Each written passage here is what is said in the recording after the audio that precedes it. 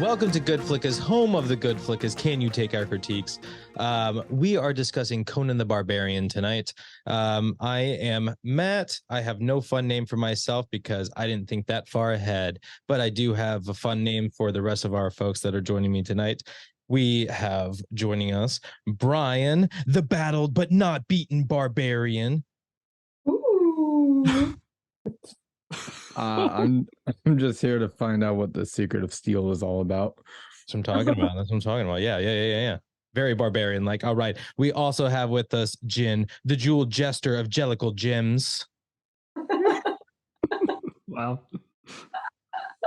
I told you I did think about these. I just didn't get to write any of them down. So like these could have been better.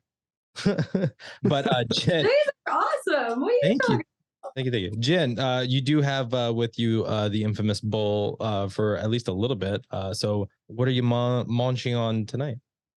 We have jasmine rice, ground turkey, corn with some barbecue sauce, and a little bit of like buffalo mayo.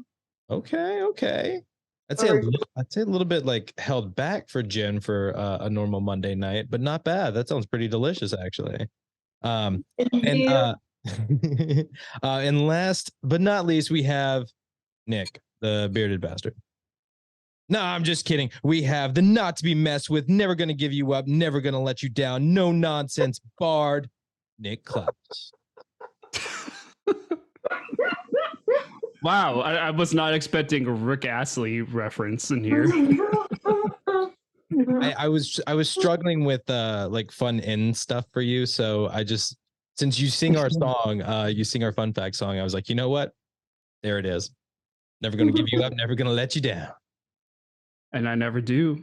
Never except do. for that one time. Nick, and I never do, except for that one Nick, time. we won't desert you either. What's that? We won't desert you either. Oh. But yes, so we are talking about Conan the Barbarian, picked by our very own Rick Astley himself, Nick the Bard. Nick, hopefully it's more than just the obvious, but why did you pick this movie? Well, for those that don't know, I am on a mission to watch every single Arnold Schwarzenegger film.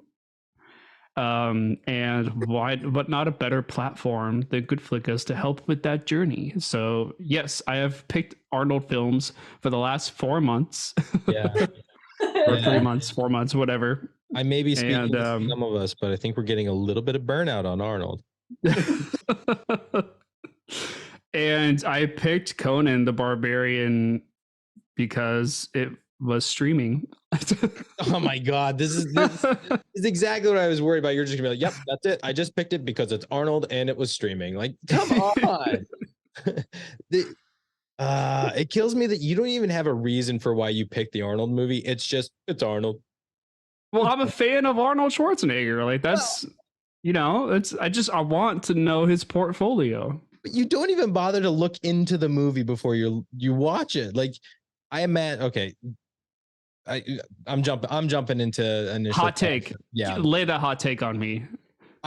Did you even watch a trailer for this movie before you watched it? No. Exactly. You had no clue what you were getting all of us into when you picked this, which by the way, I'm okay with. I'm just saying that's how you're doing this.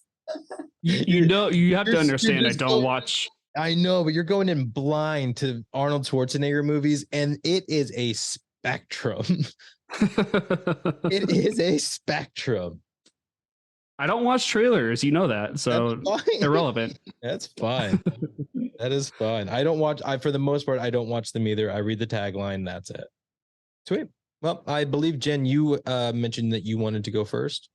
Yeah. I'll go first because we can only go up from there. Okay. We'll see about that. I love it. Initial thoughts. I've never seen this movie. Mm-hmm. I've never heard of it. I feel like a piece of me died as I watched it. It's like I see where they're trying to go with it, but they didn't deliver. They fell very, very short for me. I could not get into this. It's sad because they had me in the beginning. But that's about it.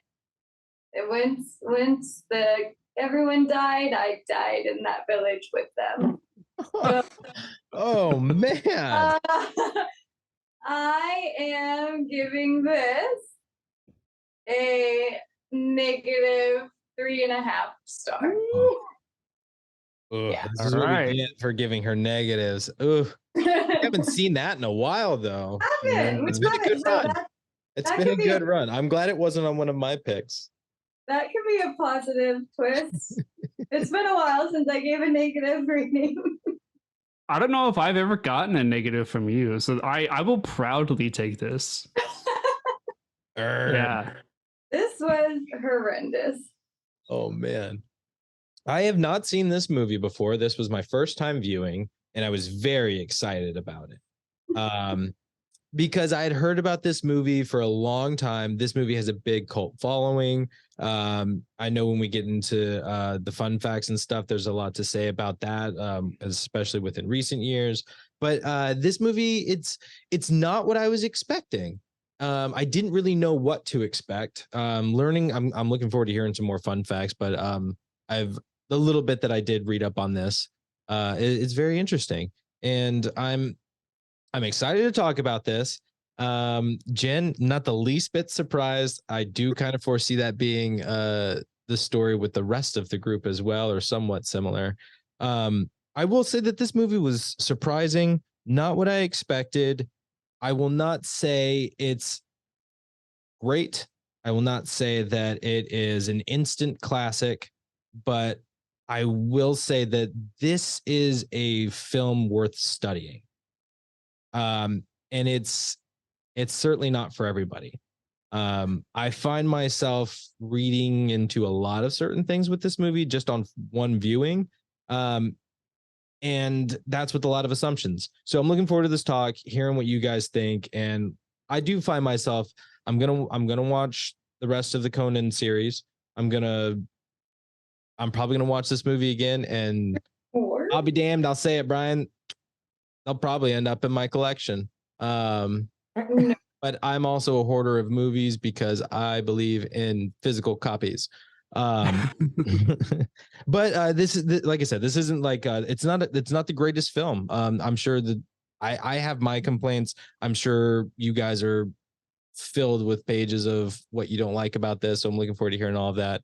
But I did give this movie somewhat of a decent score. I gave it a 3.78, and I fought myself with where those decimals should have landed. So that's what 7.8. Yeah, I felt that close to a 3.8. Matt, you saying that you want to own these movies just lost you a lot of street cred with me. Just saying. That's fine. You should see the movies in my collection. You should see them.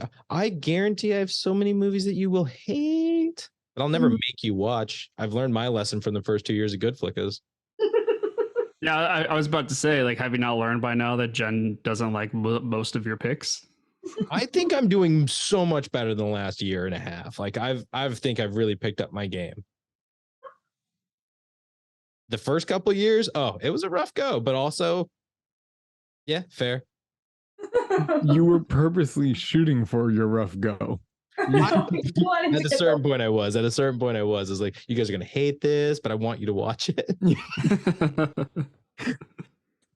All right. Yeah. Conan the Barbarian. Never seen it. I have heard of it. Now I have seen it. Okay. Wow. Great go. Yeah. So as you know, I try to do two watches prior to our talk. I put on it. I got through 30 minutes and realized this is gonna be a one watch. There's no way I'm doing this thing twice. So I stopped it, and then I watched it for, I did the one watch on the normal time that I do it. This movie sucked. It's such a campy movie. And brother, I am not in that camp. I am nowhere near that camp. There are some people that are gonna just. I think Matt, you hit the nail on the head. The whole cult classic thing. This is definitely a culty movie. It's got a literal cult in it. It does. It has a literal cult in it, but it's just like it's either it's in your camp or not, and that's really just where it ends. It was boring. I was struggling to keep my eyes awake at certain times. That rarely ever happens to me. But I'm like, oh God, no, pay attention. We're actually having to talk about this. You can't just drift off into La La Land. So I'm like, with that, I even had Nick. I hope you have like enough arsenal tonight to kind of carry the conversation, because I barely had enough to write down on this one. That includes nitpicks. That includes head scratchers. It was like my brain was like off.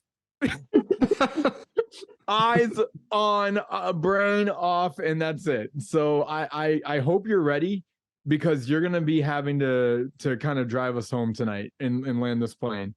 I gave it a 2.5. There were a couple things that caught my attention, and I'm like, all right, good job there. But wow, this was a really rough watch, and this is a one and done for me.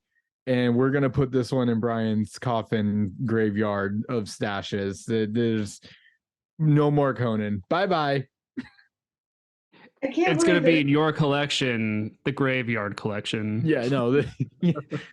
This is a one and done. Like after this, I'll re-listen to our talk because I love us, but that's it. No more talk about Conan. We're moving on. This one deserves to just be burned. Like graveyards, you can dig up and find it again. Let's just get rid of it. Could you imagine if this podcast was just initial thoughts and then we ended just out? All right, guys, that was a lovely 20 minutes. This is good chat. See you next Monday. Oh man, but like the movie would have to be so bad that we all gave it like a negative for the talk to be like a half an hour. If you guys ever give them a negative rating, like I'll know it's really oh gosh, I don't even want to. I'll skip that week. I will tell you the right way to get me in that direction. Pick a parody movie. Yeah, I was just about to say like a spoof or pick a parody movie, and I'm already heading in the downward direction. Like epic movie. I'm not gonna. I will disaster movie. I will leave it there, because if you're gonna pick one of these things, leave it there. Leave it there. Leave it there. Cool. Yeah, my initial thoughts. So I'm mostly on the same boat with you guys. This is not okay. So yeah, I've never seen the film before, never heard of it. I had seen the title, a few months ago, and I was just aware that it was an Arnold movie, but I never did any like research into it, and I'd never heard of it before, so never heard anybody talk about it either. So I didn't have like high expectations going into the film, but the story and the writing is what kills it for me. I think the writing is bad. I think the plot is bad. But what I really do love about the film are the props, the sets, the costumes, the production. All of that is actually fantastic. But the story and the plot is what falls short for me. And even some of the actors' deliveries of their lines too. But yeah, I had a little bit of a struggle in the second half of the film to keep my attention. Some parts I was getting lost on. Some parts were just straight up weird. And while I got the whole story, the journey to the end was very wonky. Which is unfortunate because it's an Arnold action film, and it really was just such like a letdown for how this movie turned out. And yeah, so I gave it a 3.1. We're jumping right into fun facts. We can absolutely jump into the fun facts. Which are you ready for the song then? I am. All right. Well, take it away, my man. All right, here we go. We got a film called Conan the Barbarian. The food that they eat is not vegetarian. Brian's reading fun facts. He's a librarian. Matt's a dum-dum. He's a platitudinarian. Jen over here with her bowl and a kitty cat. Brian got his whiskey and facts on a notepad. So let's get these motherfucking fun facts going stat. Fun facts. Ooh, he hit it hard. Ooh, he hit it. All right, man. As always, I love it when you attack me, dick. It's not great. I'm liking the raps, man. Absolutely. Keep them up, dude. Yeah. Matt the platitudinarian. Yeah, I don't really understand what that's supposed to mean. Because you're a dum-dum, that's why. You know what? Fair enough. Fair enough. So Conan the Barbarian comes out in 1982. Felt like it. Felt like I was watching it from 1982. The director was John Milius, and some of his works are ones that I've never heard of, except for a few. So he's done Red Dawn, and he did Dillinger, which I've never heard of, but the title caught my attention because I can only and I did a little research, and because I only assumed that it was about John Dillinger, the infamous Chicago bank robber that Johnny Depp has played in Public Enemies. And it is about John Dillinger, but it seems like it's like a different take on it. And this movie came out in 1973. So if I don't know if anyone's seen it, but that one kind of like a comedy musical, a lot of dancing and no, I have no idea. Yeah. Okay. Yeah. So that one did catch my attention. So maybe if I ever get a chance to watch Dillinger, I'll give that a whirl, see what that one's about. But Public Enemy, that a lot of people crap on that movie, but I really like that movie. I mean, Christian Bale, like obviously you've got Johnny Depp, who's incredible, but everybody forgets about Christian Bale in that movie too. But yes. It's a good one. It's a good one. I think it's just because we don't need to get into that. That's not this movie, but the vibe, right? Like it's kind of a roller coaster on that one. Oh, it definitely is. So your cast in this one, obviously you've got your lead, Arnold Schwarzenegger, who plays Conan. James Earl Jones, who plays Thulsa Doom. Max von Sydow, who plays King Osiric. And then Sandal Bergman, who is Valeria. Sandal Bergman. And that's about all the ones that I feel. Anyway, I want to throw out Mako. Sure, go ahead. He played the wizard because one, Mako is incredible. Mm-hmm. And I originally knew him from voicing Uncle Iroh on Avatar: The Last Airbender. But the man has had an incredible career, like an acting career, well before that. But also, I mean, I don't know much about him, but a lot of what I hear is just like he was an incredible human being, like just one of the most genuine, nicest people you'll ever meet. And just always had a smile on his face. So just a great person, great personality, and incredible. Like he's great in this movie. But again, I have to give the huge shout out for Uncle Iroh for anybody who's an Avatar Last Airbender fan. Looking forward to series 3. So your ratings, GoodFlickas, we're gonna give this one a 1.47. Yes, I'm so glad it didn't go. It is the worst movie of the year. Excellent. Do you how many? I don't know how far historically. Second place though is Heat, which is just it. No, if I'm comparing Heat to this movie, what is wrong with us? Did I not like that? There's a lot of movie picks in a year, man. You gave it -5. You tanked it so hard. And that right there tells me that something's wrong with people and the way that they rate movies. Because Heat compared to Conan, oh my God, I could shred it apart. All right. with the differences. I'm making my stance. Brian. I made my stance. Against My you, stance was against you. 5-star Heat. Heat is just Against one you. of the best movies that's ever been made. Open your eyes, people. And by people, he means his sister. I mean, Nick gave it a 2 out of 5. I'm not happy with that either. I don't even remember it.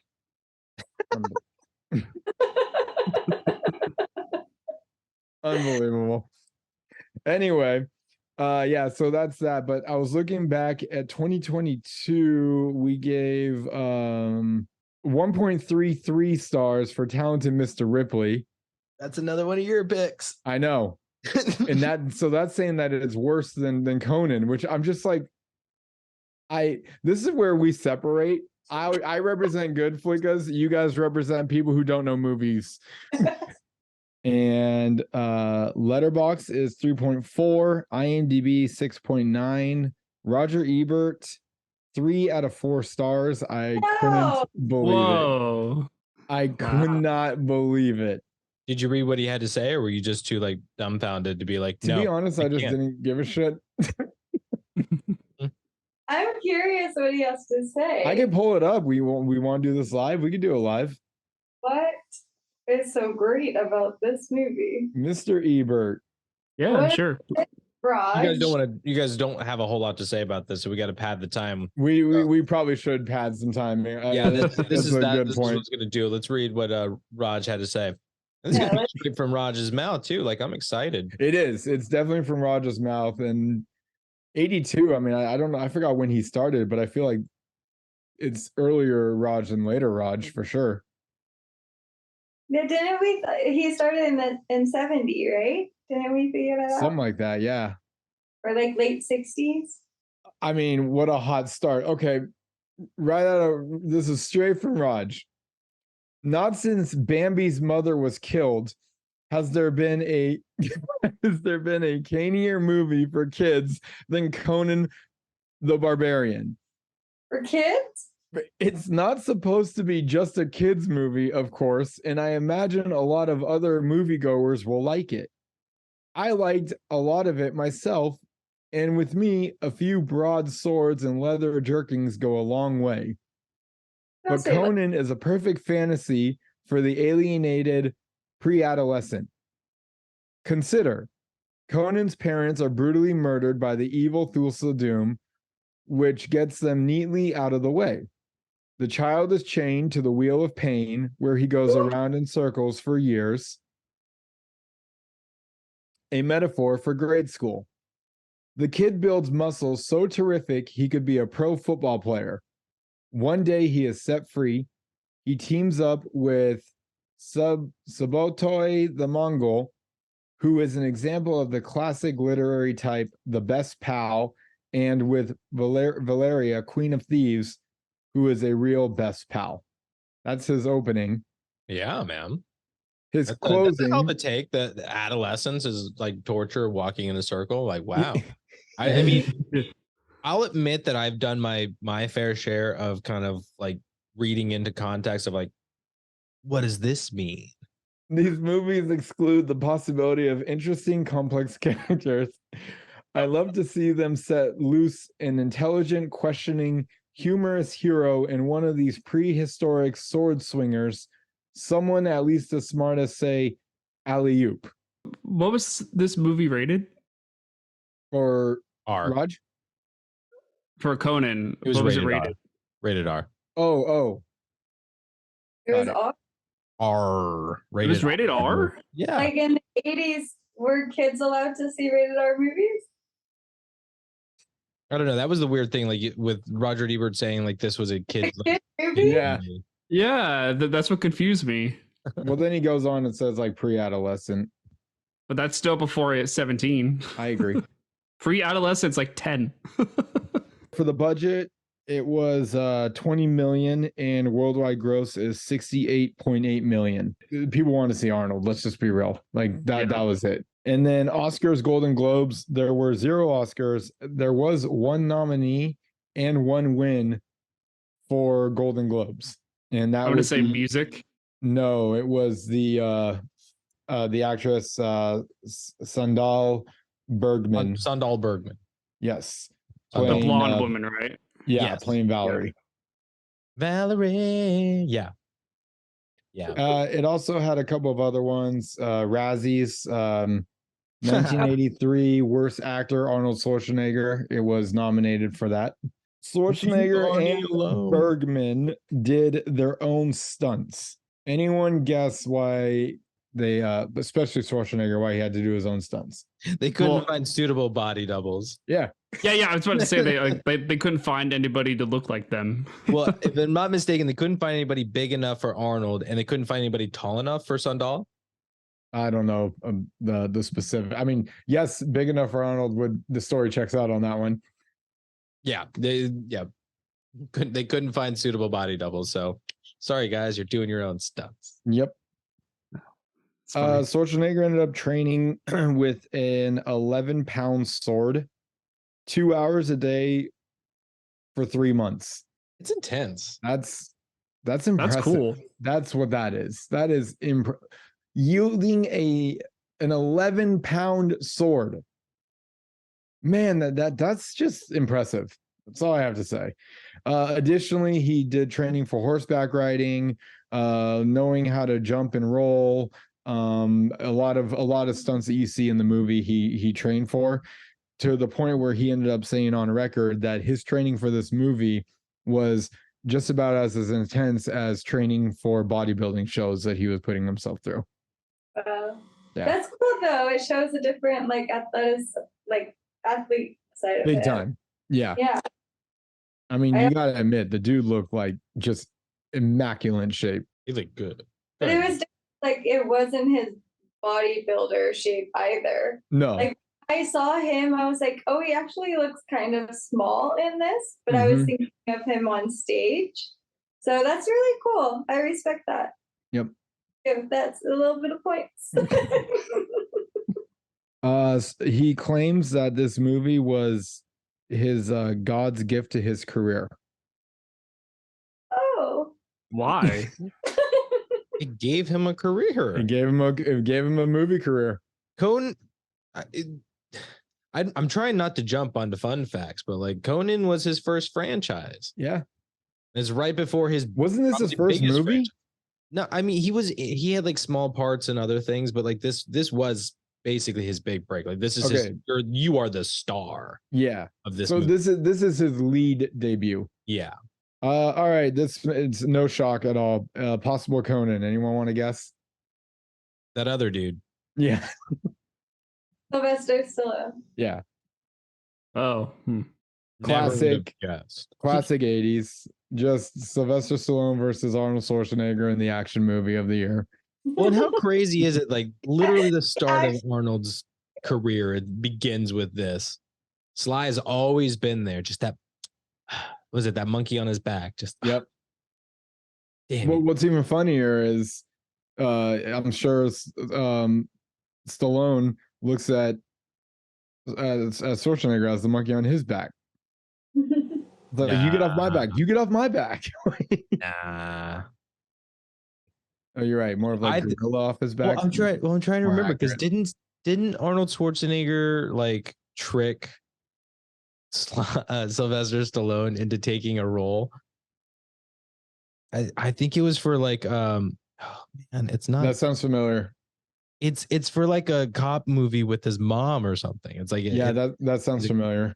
And I can't remember what it's called, but Arnold was pretending yeah, I'm really pushing for this movie. I'm really pushing for this movie to get Sylvester Stallone to push for wanting the movie. And then he books the movie. He's like, oh yeah, I didn't want that thing. And it's a terrible movie. So in my opinion, Sylvester Stallone is the monkey on his back always, because Arnold is the main character in his story for sure. That's fair. I'll bite. All right, this one actually had me kind of that would have been better. We had a different director that was in the mix. He goes by the name of Ridley Scott. That would have been interesting. I would have loved to see a Ridley Scott directed Conan the Barbarian. I think. When does Aliens come out? I think he's got the juice for this.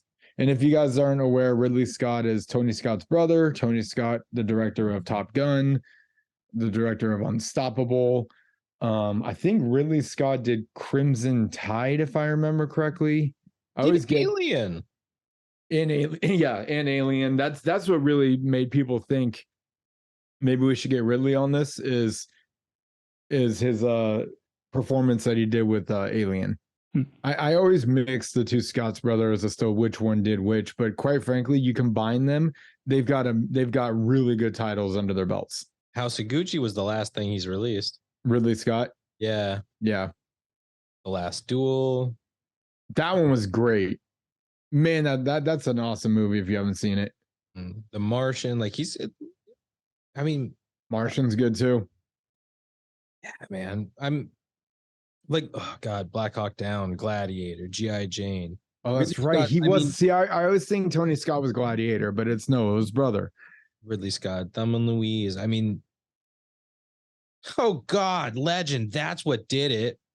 He didn't get this movie, so he made Legend, Blade Runner. Yeah. I'm sorry. I'm going through Ridley Scott's directing credits and stuff. And he does, in my opinion, he does Alien, and his career just totally shifts. Blade Runner. Dude's crushing it. Yeah. Scott would have been a good choice. I think so. I think that would have been a fantastic, especially around that time. Well, it's just sad we didn't get it.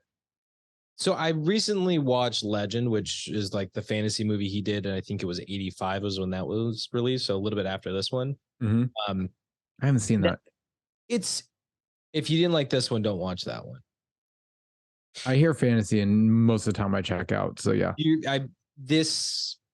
as far as pacing, very similar. So that's kind of why I was like, I can absolutely see Ridley Scott doing it, but this felt like it would have been a better story for Ridley Scott than Legend turned out to be. But I want to see, I think there's the director's cut or something of Legend, so I have to watch that before I final judgments. But it's a slog, just like this one kind of is. So same vibes. I can see Ridley Scott doing it, and with all of his other stuff, I can see him crushing it. Yeah. The film angered animal rights activists and environmentalists. Oh shit. How many animals did this guy kill? I'm just saying, people stop being so sensitive. There was a time era of life that's how things went, and they went with the historical accuracy. I don't know what to tell you. Just get off your high horses. Go ahead. You see my name? Exactly. Camel puncher. Oh my God. Yeah. He had some moments. So I mentioned them recently, NADPOD, but like one of the guys on there, one of the players on there he's clearly a Conan fan, and there's a lot of stuff that he's taken from this movie and the series, I assume. And this is like a weird thing that they both kind of have in common, and I wasn't prepared for, of just the somehow being really awful to animals, but also in the necessity of surviving whatever it is that they have to do. So watching the moments of, like Conan's in the middle of a fight, and it's never fun to watch, and I always hate it. But taking out a horse so that he can get the guy down and win the fight, like it's a strategy, and it's unfortunately a smart one, but it's also devastating and grotesque. But he is, after all, a barbarian. Yeah. So the fact that he's doing this to animals, is it really that shocking? Yeah, it's Conan the Barbarian, not Conan the Veterinarian. Like, calm down. I don't know what you were expecting when you walked into this movie, but it's kind of the name. The dogs were actually vicious. Yeah. Schwarzenegger on record saying that he was there a couple takes, so he was actually terrified of the dogs because of how vicious they were when he was, running away from them and everything. This one's fun. This is the difference between a movie that's made in the 80s and a movie that's made now. So obviously there was a lot of just unbelievably fake blood, which we'll get into that later. But love it. Apparently the substance that they were using would freeze. So what they started to do is they had this like red gel stuff, and it was all edible because a lot of it was supposed to be put in the actor's mouth. That way, if they got punched, you get the blood splatter and everything. But in order to prevent it from freezing, they started to put vodka in the substance, realizing how delicious it now was. So they would purposely mess up on takes and swallow the actual like the vodka one and then get the other stuff. And so like these guys are basically getting sloshed on set. That's amazing. Off of their fake blood. And it works because they're all like barbarians. Yeah, exactly. So I thought that was pretty fun. Just on the like fake blood stuff, it's something that I think some people are very particular about, but for me, it really depends on like the context of the movie. Mm-hmm. And something like this, like a fantasy or like you said, Brian, kind of a campier movie. I love when fake blood is just like really bright red, like just it's clear that it's fake and very thin. Like that's what I want. Like this is fantasy. Like don't make it feel so realistic, but like hell yeah, blood, but like fake blood everywhere. Like let's have some fun with it. I'm okay with it looking terrible. As if 1980s and cocaine hadn't just really married enough. There was what an intro. There was an original script that was set in motion besides the one that we got, where they were gonna go post-apocalyptic future for this. Like end like Conan the Barbarian after the world has ended type shit. Oh, I love that. Cool. That sounds amazing. I'm glad they didn't. Yeah. That's all I'm saying. They made Mad Max instead. They went well before, and if you didn't notice, they pretty much created their own era. It's like completely made up that way, and that's probably because they didn't want to get that wasn't there back in that time, and you know all that stuff. It's like, nope, you're right. It's completely made up. So everything I say goes. Well, this is I don't know if you're getting into it, but it was based off of I think a comic book. Obviously, Arnold Schwarzenegger, a hell of a career, bodybuilding, acting, and then somehow landed himself as California's governor for a while. Apparently, the swords of Conan were just Arnold cherishes deeply. It's almost like a symbol to him, to where, you know, the harder you work, the more successful you become, etc., etc. Yeah. And when he became governor, they were displayed over the governor's desk. The governor.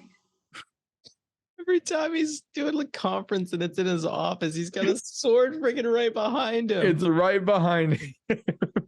Oh, I gotta see that. And That's so cool. It's the actual sword that was used in the making of Conan. Oh, that's so cool. So there's that. I have apparently what the inscription on that sword says too. Oh, that yeah. If you have more facts, go for it. This is that I'm checked out. It's hard to get facts on a movie that you're just not interested in. Not interested in at all. It was like I'm like, Nick is making me do a history paper right now. Like this is just miserable. Although, but I will say it is kind of cool is that his office was here in Sacramento at the Capitol. I was like, oh, the swords of Conan were here in my city. Like, yes.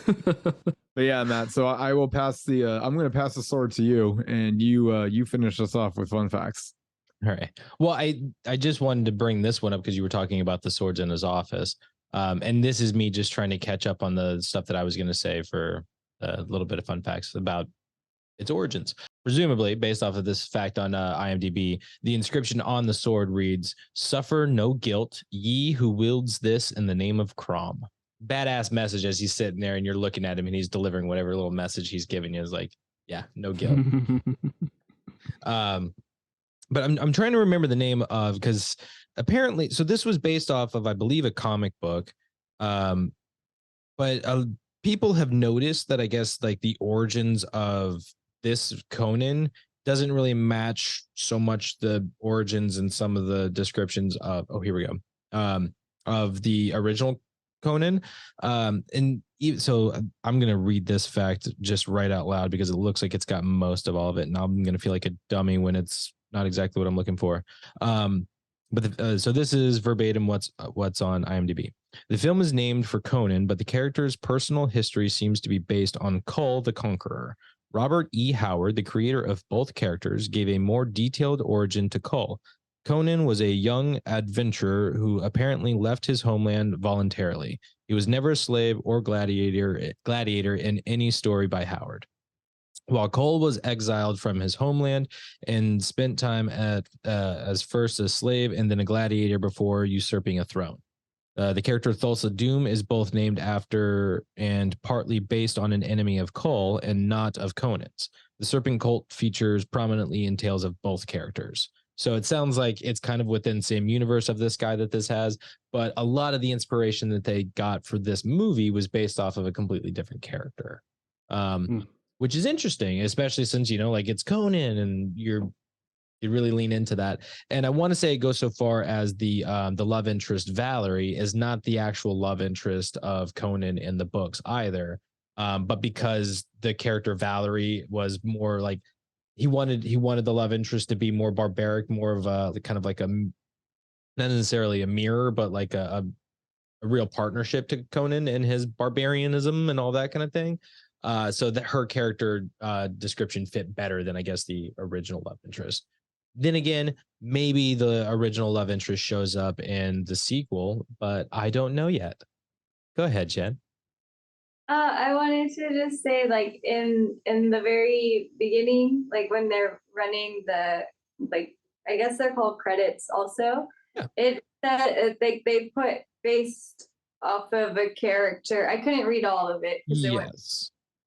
So does it say like based off of a character Cole, or was it character novel? I don't know what the last part was. So actually, the credit is based on the character created by Robert E. Howard.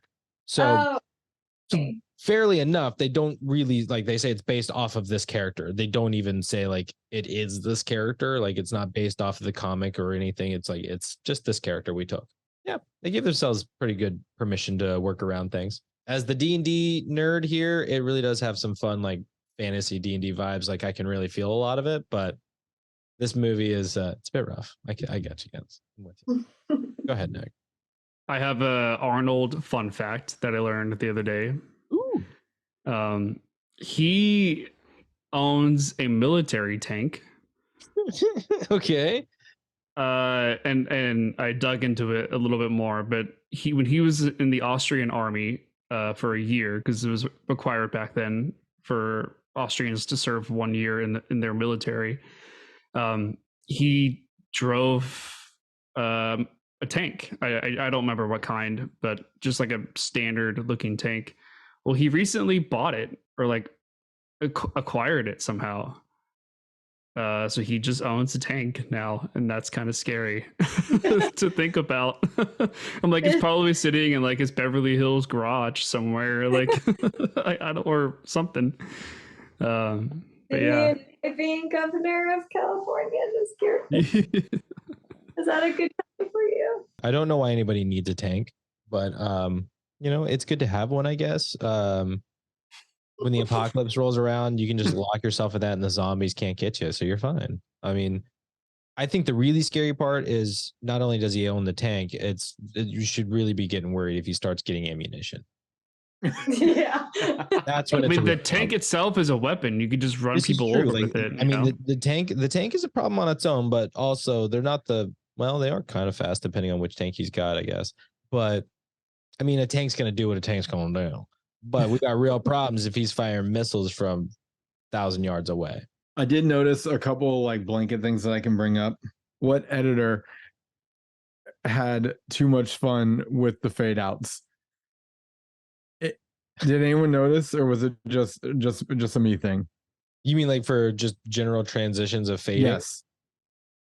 I mean, it's not like a Lucas wipe in a Star Wars film, so I wasn't really paying attention to fades. Dude, it was like, oh, Yeah. okay, we're gonna fade out here. Let's fade out here. You know what? I think a fade out here needs to be good. A fade out here, but they also did it to where it was like super slow fade out, to where it's like the next scene is beginning, but you could still see a quarter of the scene that is supposed to be fading out still. And I'm like, For a reason sometimes. we haven't really mastered the art of the fade out yet, apparently. So that was something that I noticed. Was that their only option in the 80s? No. And then the other thing that I noticed was like the did anyone just feel that sometimes the acting was just incredibly slow as to what they were trying to get to the end point? I felt like the acting was more like exposition.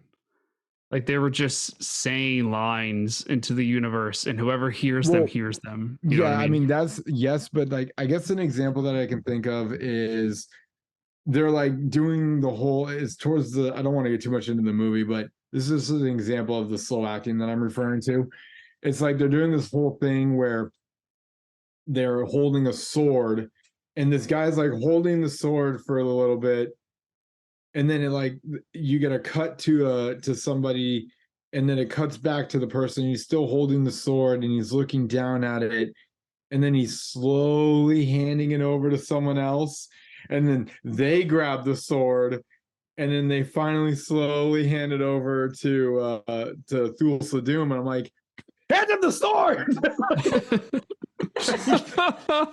Like it kills me with just how slowly people are doing things, and I'm just like, dude, was it weed and then cocaine? Is that what we're doing here, guys? Like, why are like it was just like a bunch of sloths moving, and I just couldn't understand what was happening in this movie half the time. Go ahead, Nick. Dude, I am right there with you. The other scene in the beginning, but like there's like a fucking staring contest happening. Yes. With like the mom and like the king and the warrior or whatever. It's just like cut, stare at you. Cut, I'll stare at you. Cut, I'll stare at you. Like just like so funny. It's so funny. And like I said, that's just and I noticed it's not just it wasn't one scene. When I say blanket, I mean they really did both of these things throughout the movie, as if the movie wasn't bad enough as is. Don't give me more things that are annoying me, because it really was, that was rough. It was very rough to watch. Yeah, let's go ahead and take a break. We'll be back in about 10 minutes. Everybody take a potty break, get something to eat, get something to drink, maybe get yourself something sweet, a little ice cream, a little popcorn, I don't know. But get yourself something. We'll see you back in about 5 minutes.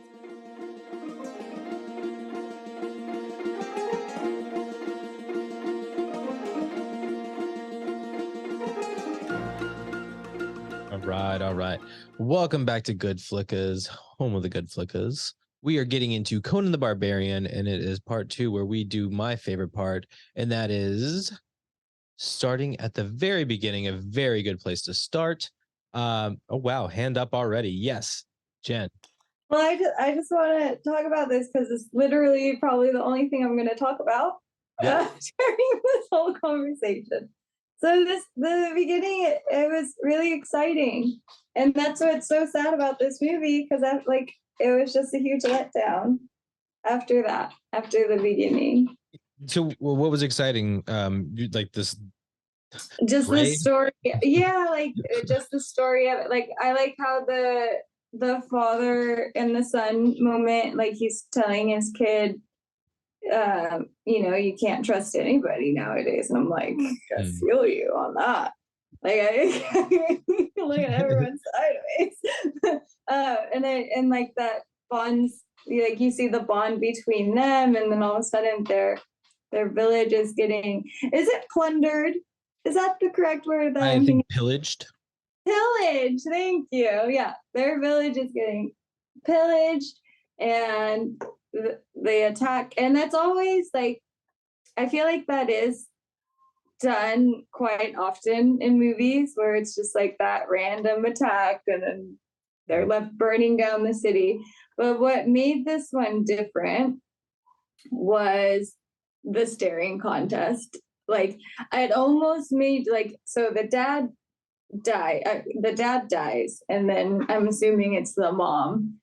It makes you think like they're gonna join forces. Like that staring contest was really long and awkward, but it also kept the viewer like guessing like what is gonna happen. Because to be honest, I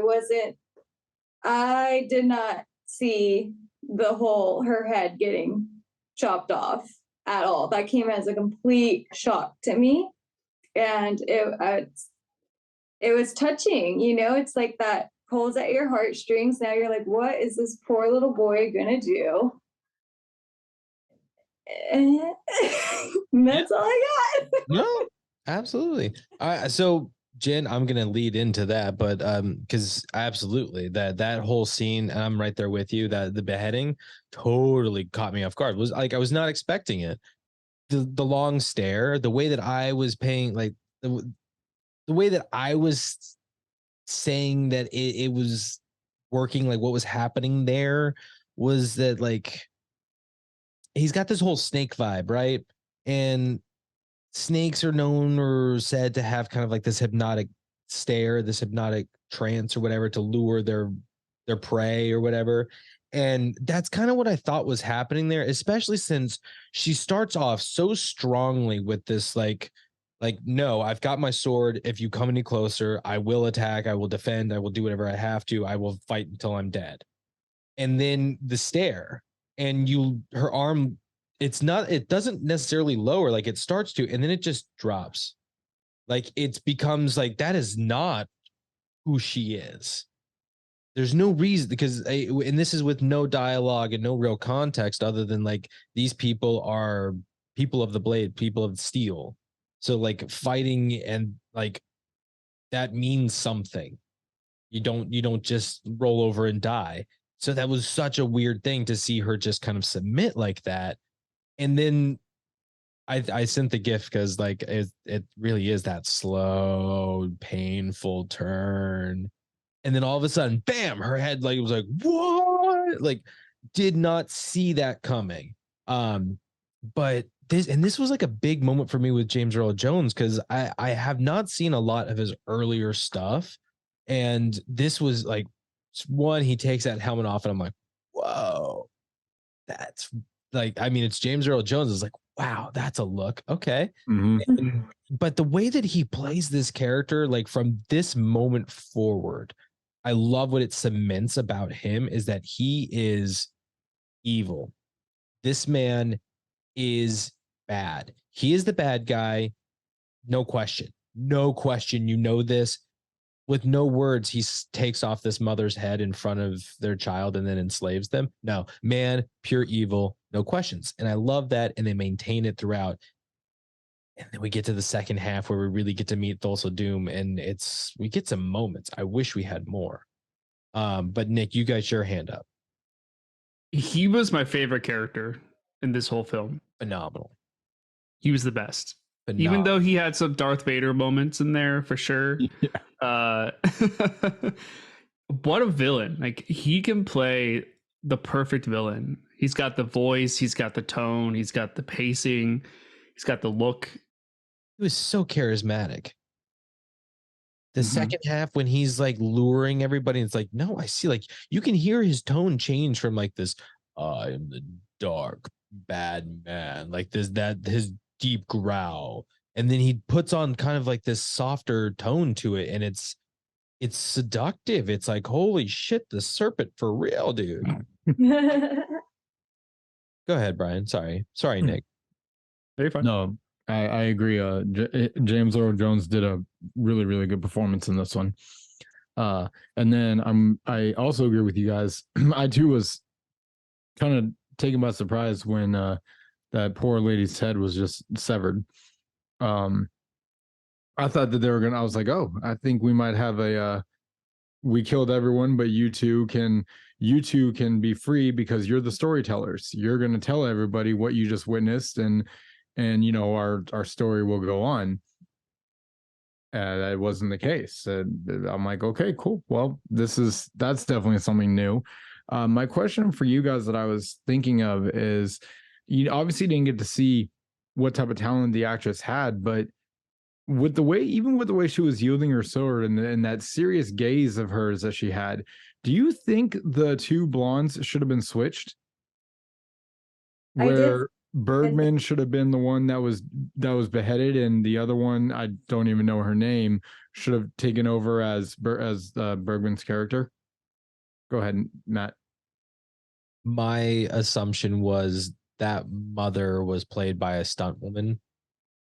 So they would have been Bergman's stunt person, but bodies don't match up that great. So it's like, okay, well, what do we do? Because I believe they put some other stunt people in roles in this movie as a way to be like, well, you know, we need somebody. Our actors have to do their own stunts. Yeah. We have to get people in the scene. We have to have people who can do it. We have to have people who can do it safely. So these stunt people are also characters. Okay. That was my assumption of what happened there. Because I mean, like you said, we don't really get to. I mean, I would say probably a better swordsman than. She just looked like she had the part. Like she looked the part. I did want to talk more about like the actual opening with the credits and everything. So I can't remember about oceans and Atlantis. Well, okay. In that weird sounding voice. Don't you dare say a bad word about Mako. I felt like I was on a Disneyland ride.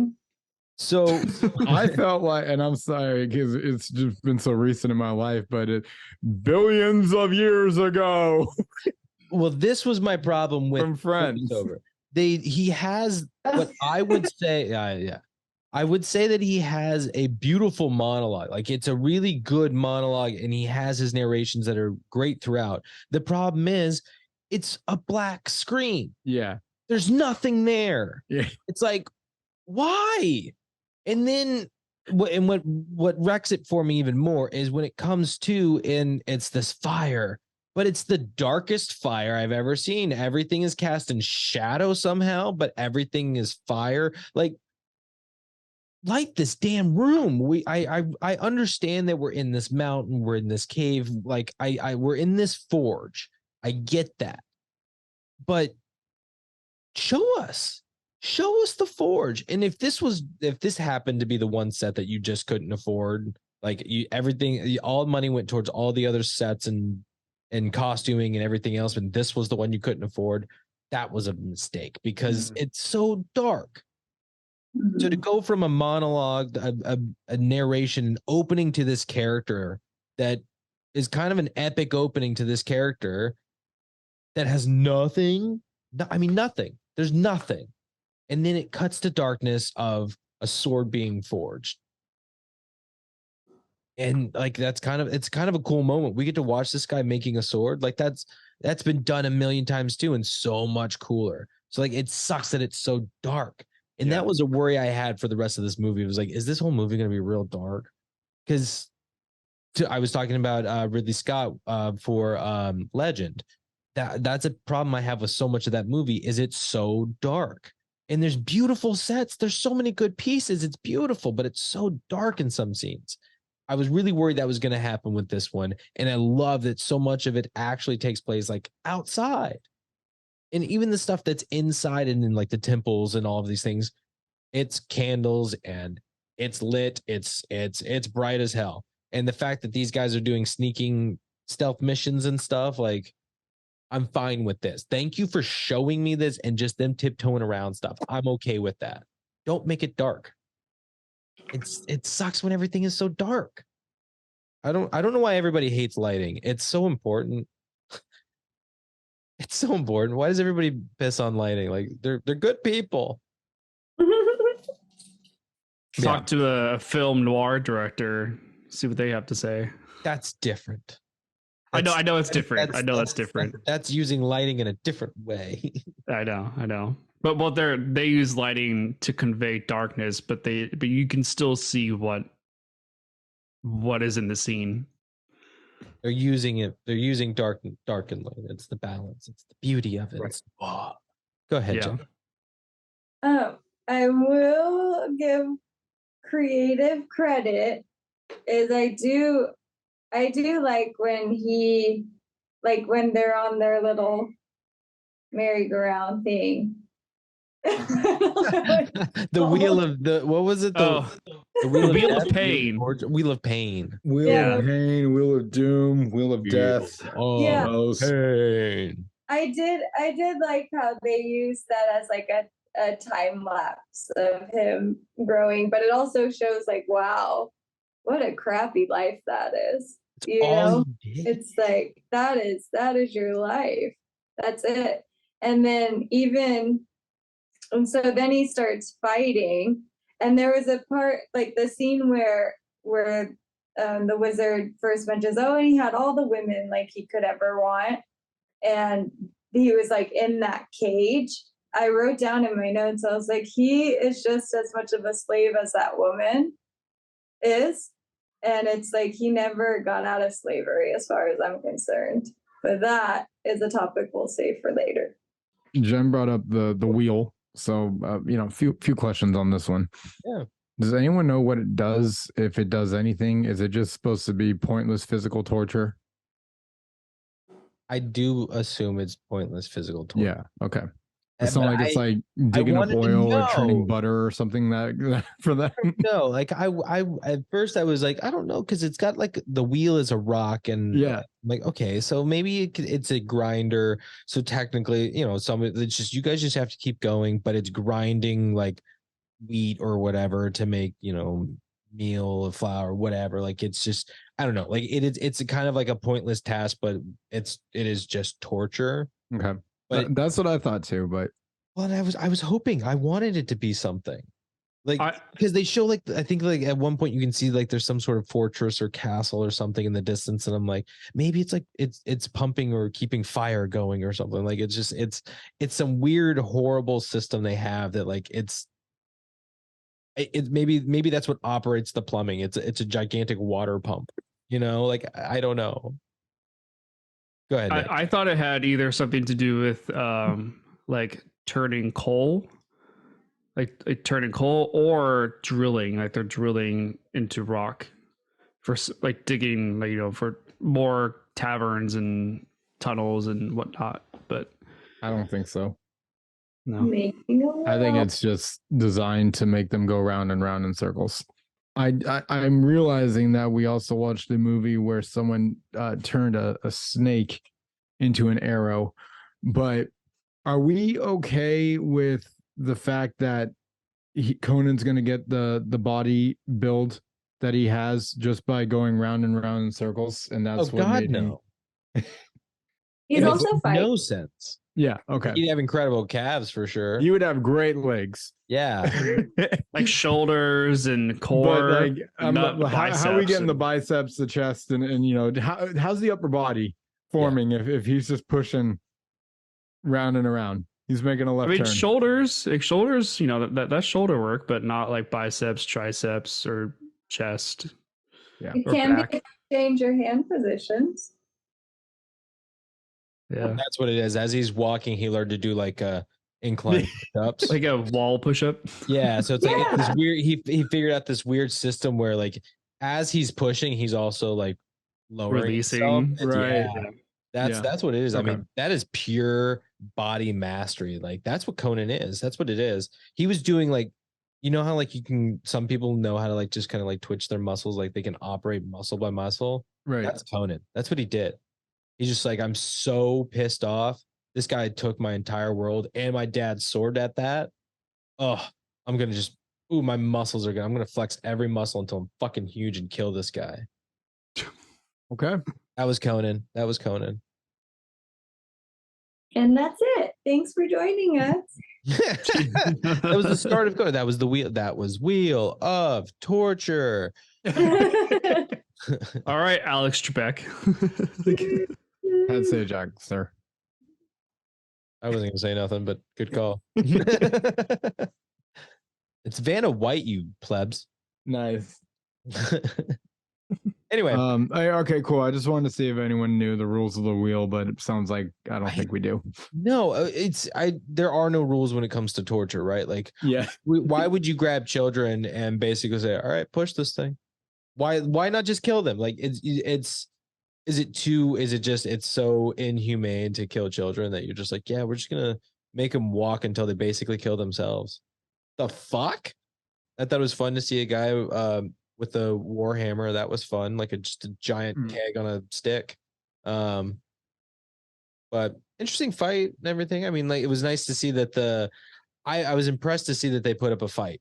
You know, like everybody did the best they could, but they were just overwhelmed by numbers. It happens. It's an unfortunate thing. But damn, that beheading. The one thing I didn't like about how things were like laid out was little Conan is on his hand, like he's on his knees and holding onto his mom's legs.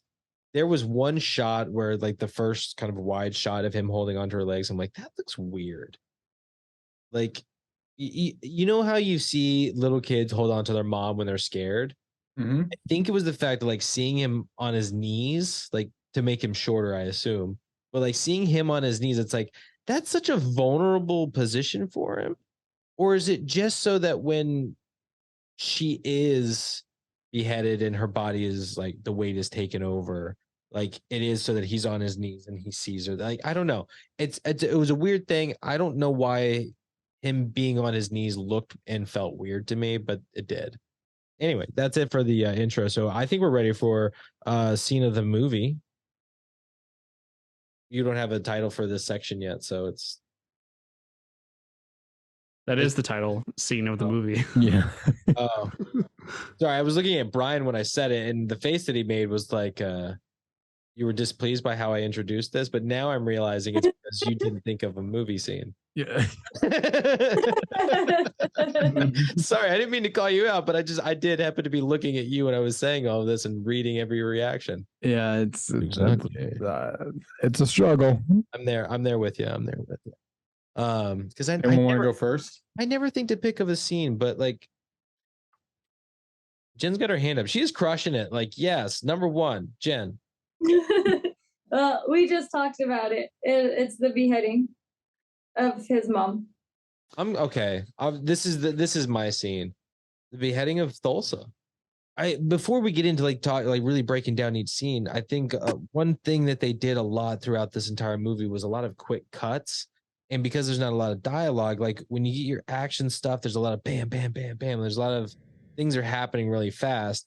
And then outside of the combat, things are moving really, really slow because there's no dialogue half the time that's really pushing stuff.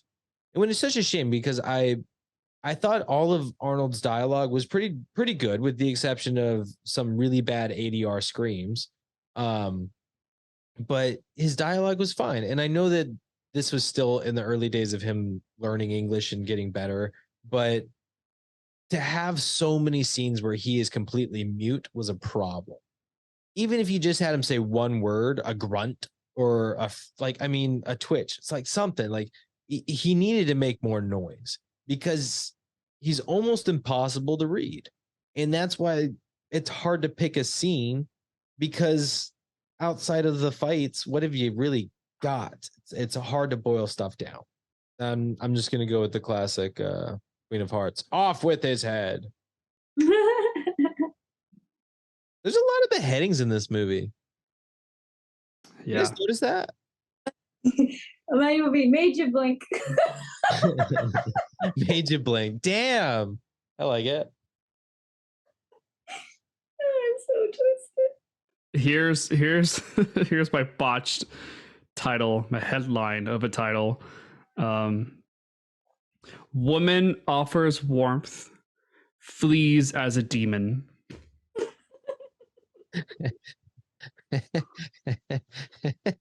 Terrible. But that was was an interesting scene. So I I'm guess looking forward to talking about that. So I'm just glad you brought it up. I guess I'll just go with. I have a feeling Nick, I know what scene you're talking about, and I actually did title that one. Ooh. Okay, I really want to hear what you had titled it. But that's not the scene that I'm going to think of, man. I'm just going to be real. No scene will come up in my head when I think of Conan.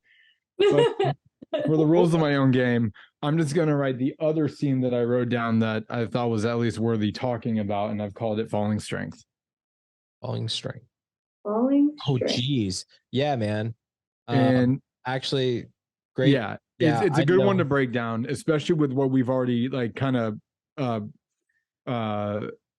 what was the word preluded, I guess, preluded to when we were talking about James Earl Jones' performance. So I'm glad you and Nick both picked scenes that I'm really looking forward to talking about. So like, thank you. but Nick's the host, so That's a what are really we talking about first? Well, I feel like we've already talked about Jen's scene. Oh yeah. Yeah. Do we have anything more to add to the beheading, the mother beheading? The body falling down. That's the one thing we never said. That was pretty impactful. Like, not only does the head get knocked off, but all of a sudden the body, like the kid's Conan's holding his mom, and then his mom just tumbles over to the left. the weight falls out of his arms. Yeah. Yeah. You know what it needed more of though is more blood. Because you see the mom's head like fall, which I think was kind of cheesy how they did it, because you just see it's like a ball of hair. Like you don't see like the face or like the neck or anything, and there was no blood. And then the kid is just, I get that it's in slow motion, but he just like doesn't have any sort of a reaction. He just kind of like turns his head. He doesn't do like the Home Alone face, or like he doesn't or like cry or get mad or anything. He just kind of turns his head, and then was like, are you so in shock that you have no reaction, or is it just bad acting? Go ahead, Matt. They do kind of explain later that, like, I mean, his people don't cry. That they don't show those emotions because they're seen as weakness. They don't do it. So that's, I mean, it's not explicitly said, but I mean, when his mother died and he looks up at Thulsa, from that moment forward, his entire existence is only to live so he can kill Thulsa. That's it. His only reason for being is to find him and kill him. And I mean, he has no way. So essentially, that's his goal. He's taken in as a child, as a slave, and he walks the wheel of doom until he's an adult slave. And they're like, okay, well, you're massive. We can actually use you for something. So let's put you in the pits and see if you survive. So it's just, it's basically, first game was survive. Second game was survive. And then he happened to get a lot of good things for being good at surviving. I just would have liked for Kid Conan to show even like a little bit of anger, or like a furrowed brow, and or something, looking up at Thulsa while he's looking down at Conan. Just a little bit of emotion, like angry, like vengeance or revenge, maybe in his face. Yeah. For me, the way I read it, the way that kid maintained that stern face the entire time, when it got to Arnold Schwarzenegger, this is the adult Conan, and the exact same thing of just stern look the entire time. I'm like, kid nailed it. Let's talk about Matt's scene. Was the beheading of Thulsa, right? Yeah. Yes. Off with his aid. It's kind of the end of the movie, but it kind of parallels Brian's scene a little bit, but it's an interesting moment where I think at that point we all know that Conan has lost damn near everything. He just lost the love of his life. He has barely survived this final battle, and Thulsa has gotten away. He only has one thing on his mind when he's staring at this man. That's to end him. But Thulsa has a monologue. He starts monologuing, and it seems like it's working.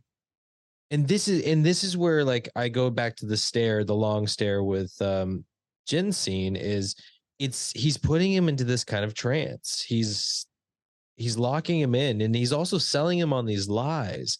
He's convincing him and like saying like, you would not exist if I hadn't done what I'd done. I did this for you. Don't you see like the overall picture? I did this so you could be who you are. You're safe now. Come with me. This is exactly where you're supposed to be. And of course, that's him saving his ass. He knows he's dead. It parallels the scene of Power, right? Where you're seeing Thulsa starting to win the guy that's been our hero for the last 2 hours. We're seeing, and then he turns and it's a chop. And then and it's kind of him shaking himself into reality. And then he takes that second one, and that's the anger. And then it's the third one of slicing his head off, and it's victory. I've done this. And it's crazy, like, because he's staring at all of his followers, and what happens? They do nothing. They're either in shock or whatever. Trance has been overdone. But it's also not that they're not looking for him to be the new leader. They're not looking for him to be their new god or whatever it is. They're like, it's over. The flame is out. Like you're seeing this cult leader and his followers realizing that he's full of shit. I think it was a really great scene. It's not filmed phenomenally. It's not necessarily told phenomenally, but what is happening is very interesting. I think it's an okay scene. You're gonna hear this a lot throughout tonight, but this okay. Boring, man. It's just a lot of it's boring.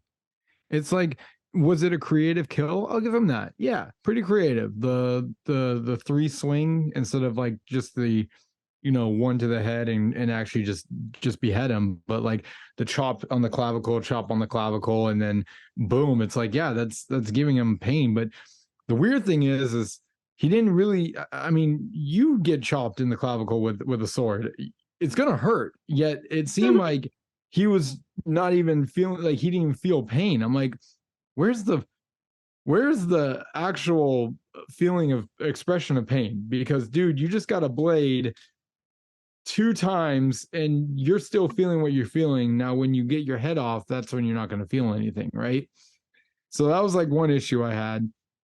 The other one was just kind of weird when he just like grabs the head and just shows it to everybody and then just throws it. I'm like, did we just not like just kind of miss the mark as to what we're doing here? And then the last thing that I really I'm like, what is happening? It's when he does the I forgot the name. It's an Olympic toss. When they like have the thing. Oh, it's the what? The javelin throw. No, it's javelin is the stick, throw. Right? It's when you've got like shot put. I think it's the hammer throw. The shot put, right? Shot put would be like this. Yes. But so he's swinging the thing.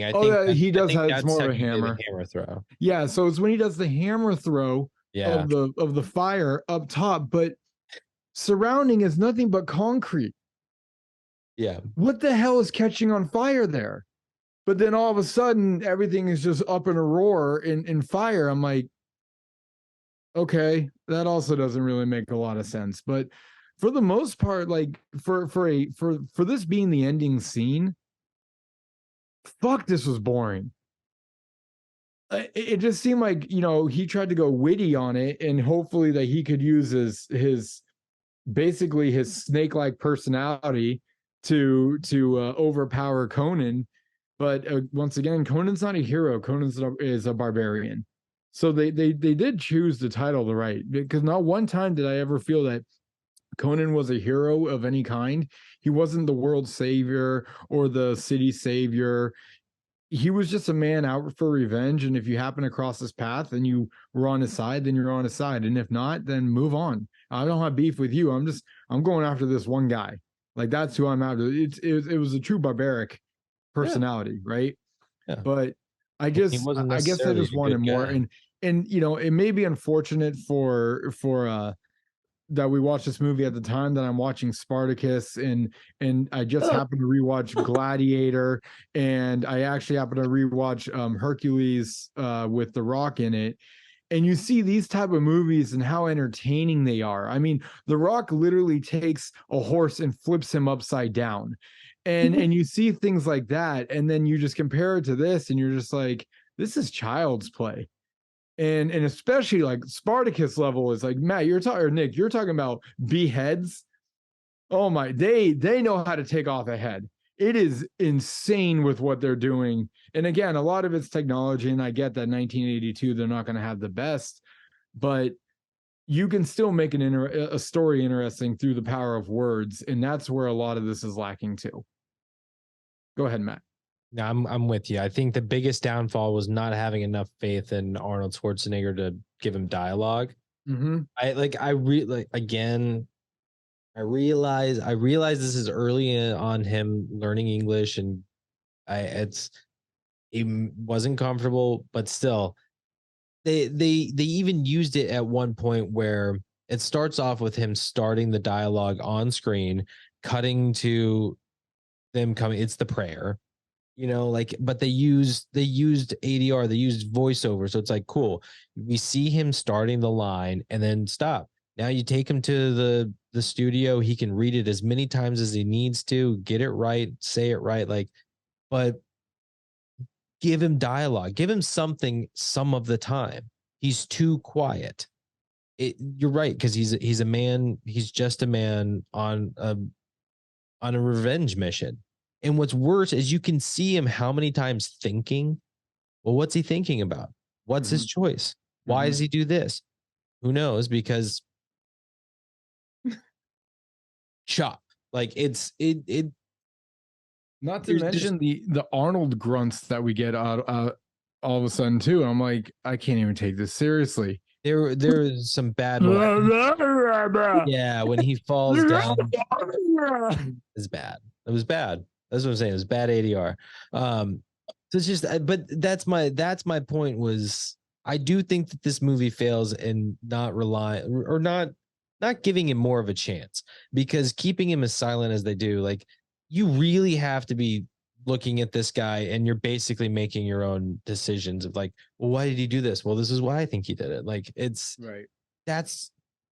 It's okay some of the time, but when your entire character is based off of what the audience believes he's making a choice for, it's a tell your own story movie, and it doesn't necessarily work.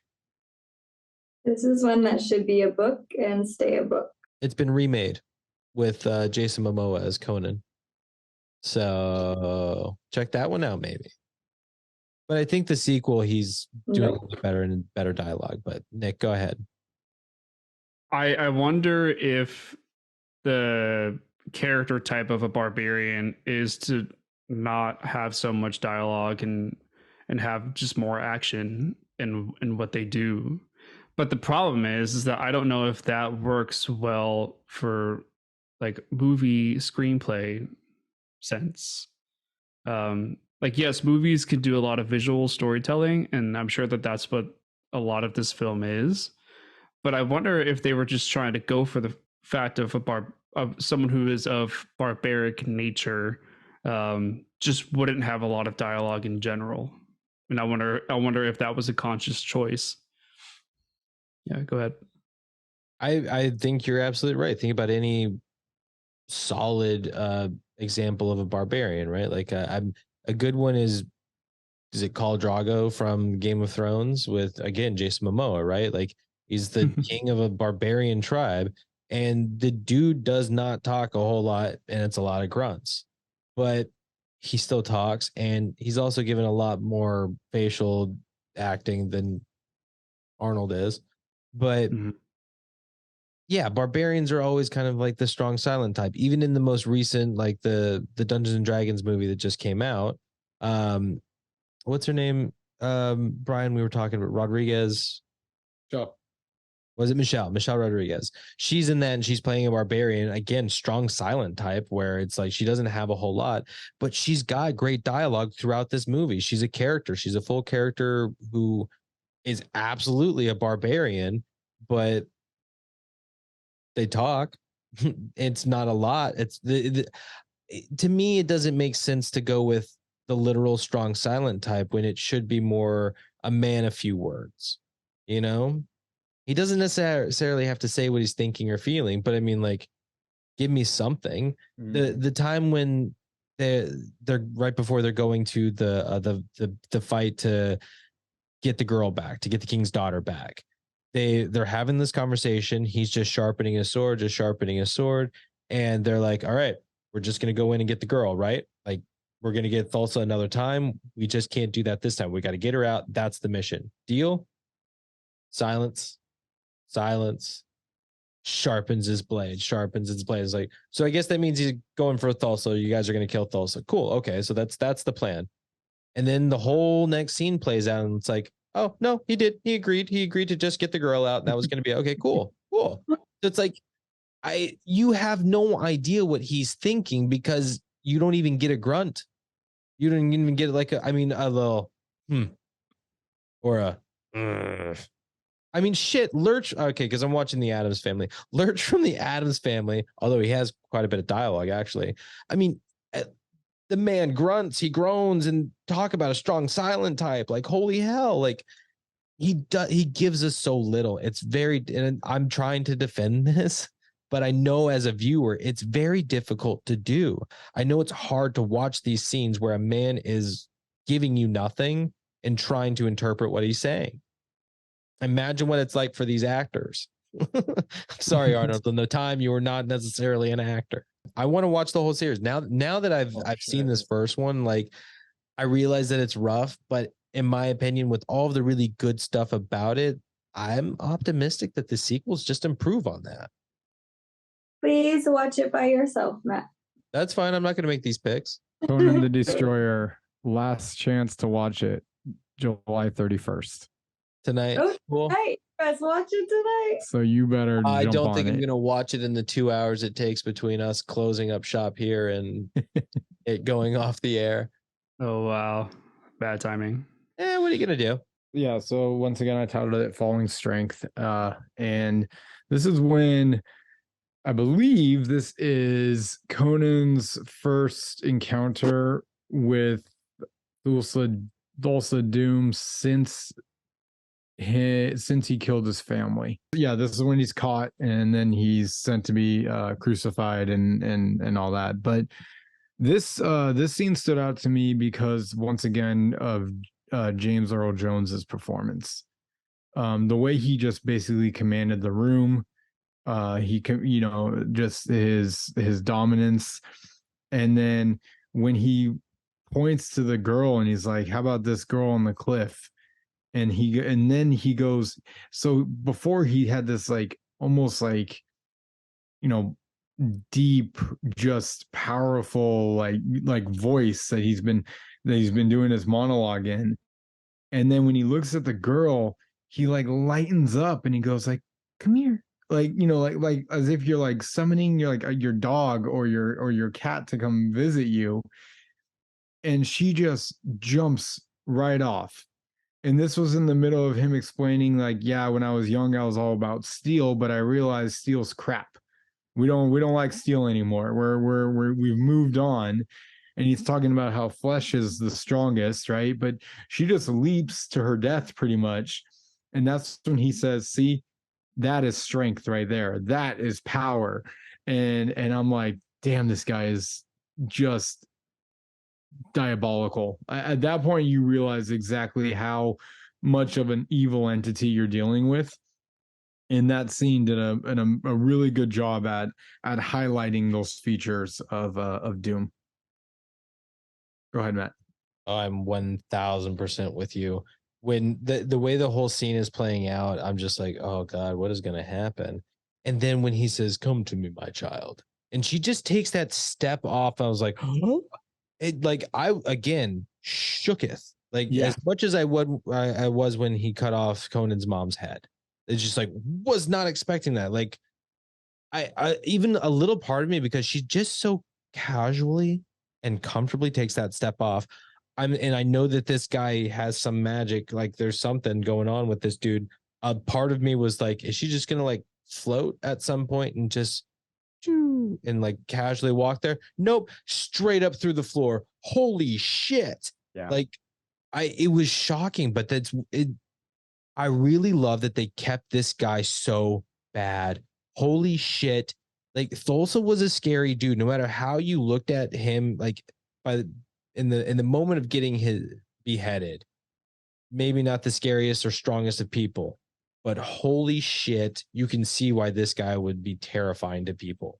I like this with villains. I feel like we've gotten too soft with some villains because like how diabolical, right? Like this dude has so many followers. Mhm. He does not care. This is how expendable they are to him. Come to me, my child. Yeah. That is power. Yeah. And because they don't know what we're talking about. I think that the power of the flesh, what he's trying to sell is like the body just like it broke through all of that wood, right? Like the literal flesh broke this wood, trying to sell it that way because he's a barbarian, right? He's stupid. So that's why I think he's trying to sell as the flesh. But what he really means is like his flesh and blood, like his power is within him. It's not within a blade. Like he has whatever magics or whatever is within him is where his power comes from. Right. Which is why I am glad that they decided to actually, when Thulsa died, that they used steel to kill him. Mm-hmm. Well, and it's the same. It's his dad's sword. Exactly.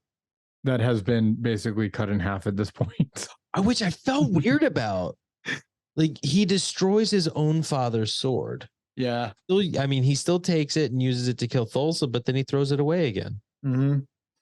Like it's very interesting. Nick, what was your scene? It was woman offers warmth, leaves as demon. Yes.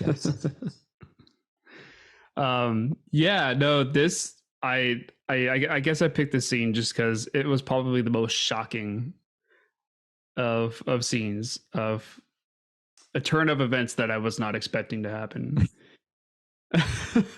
Just, I mean, my jaw dropped and it was a lot.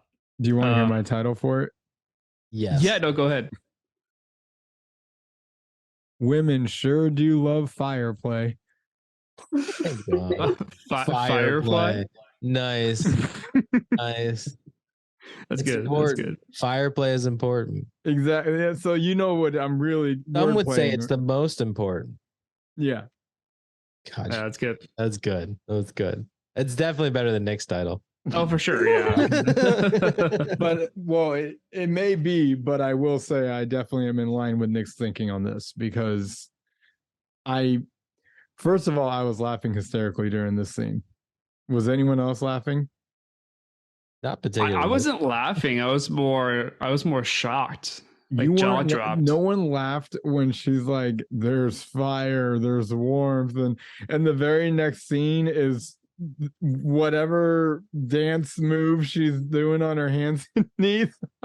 I busted. I was like, "Are you serious right now?" Like, I cannot take this seriously at all. Go ahead, Matt. My issue with it is Matt, seeing this and her doing the like, my fire is warm. Like it's like this is clearly a trap. Like this is clearly a trap. Like you like, and you can see that at least he's cautious, but you have to assume he's like, well, I am like really cold. And then it cuts inside and it's like, okay, well, he's eating, he's warm. She hasn't done a thing. Now she's doing her thing again. And it's like, it's all so suspicious. And the fact that it so quickly leads to, I can tell you what you need to know, but it comes at a price. Uh-huh. And then it's like, and the price is sex. It's like, but is it? It's fun. It's so weird that with him, there were so many times where there was a lot of sex for Conan. Even the sex scene was hilarious, though. Like, what she was doing. Well, okay. So she's a witch, And The door will be coming. she was coming. I believe the implication was that, like, in order for him to get the information, reach an orgasm, and as that was happening, she was seeming to transform into this demon thing. Yeah. Which, how weird to end a sexual encounter by throwing the woman into a fire as they explode out of it. Oh, that Listen, made me laugh. It's not the same. It's not the first time that they went, especially in the 80s, that they went with demon and sex.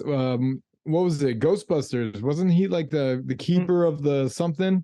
How do you give him the key? He was the key master. She was the He was the key master, and she Think was the about it. keyhole, right? not the keyhole, the gatekeeper. Gatekeeper. That's what it was. Yeah, and It then wasn't.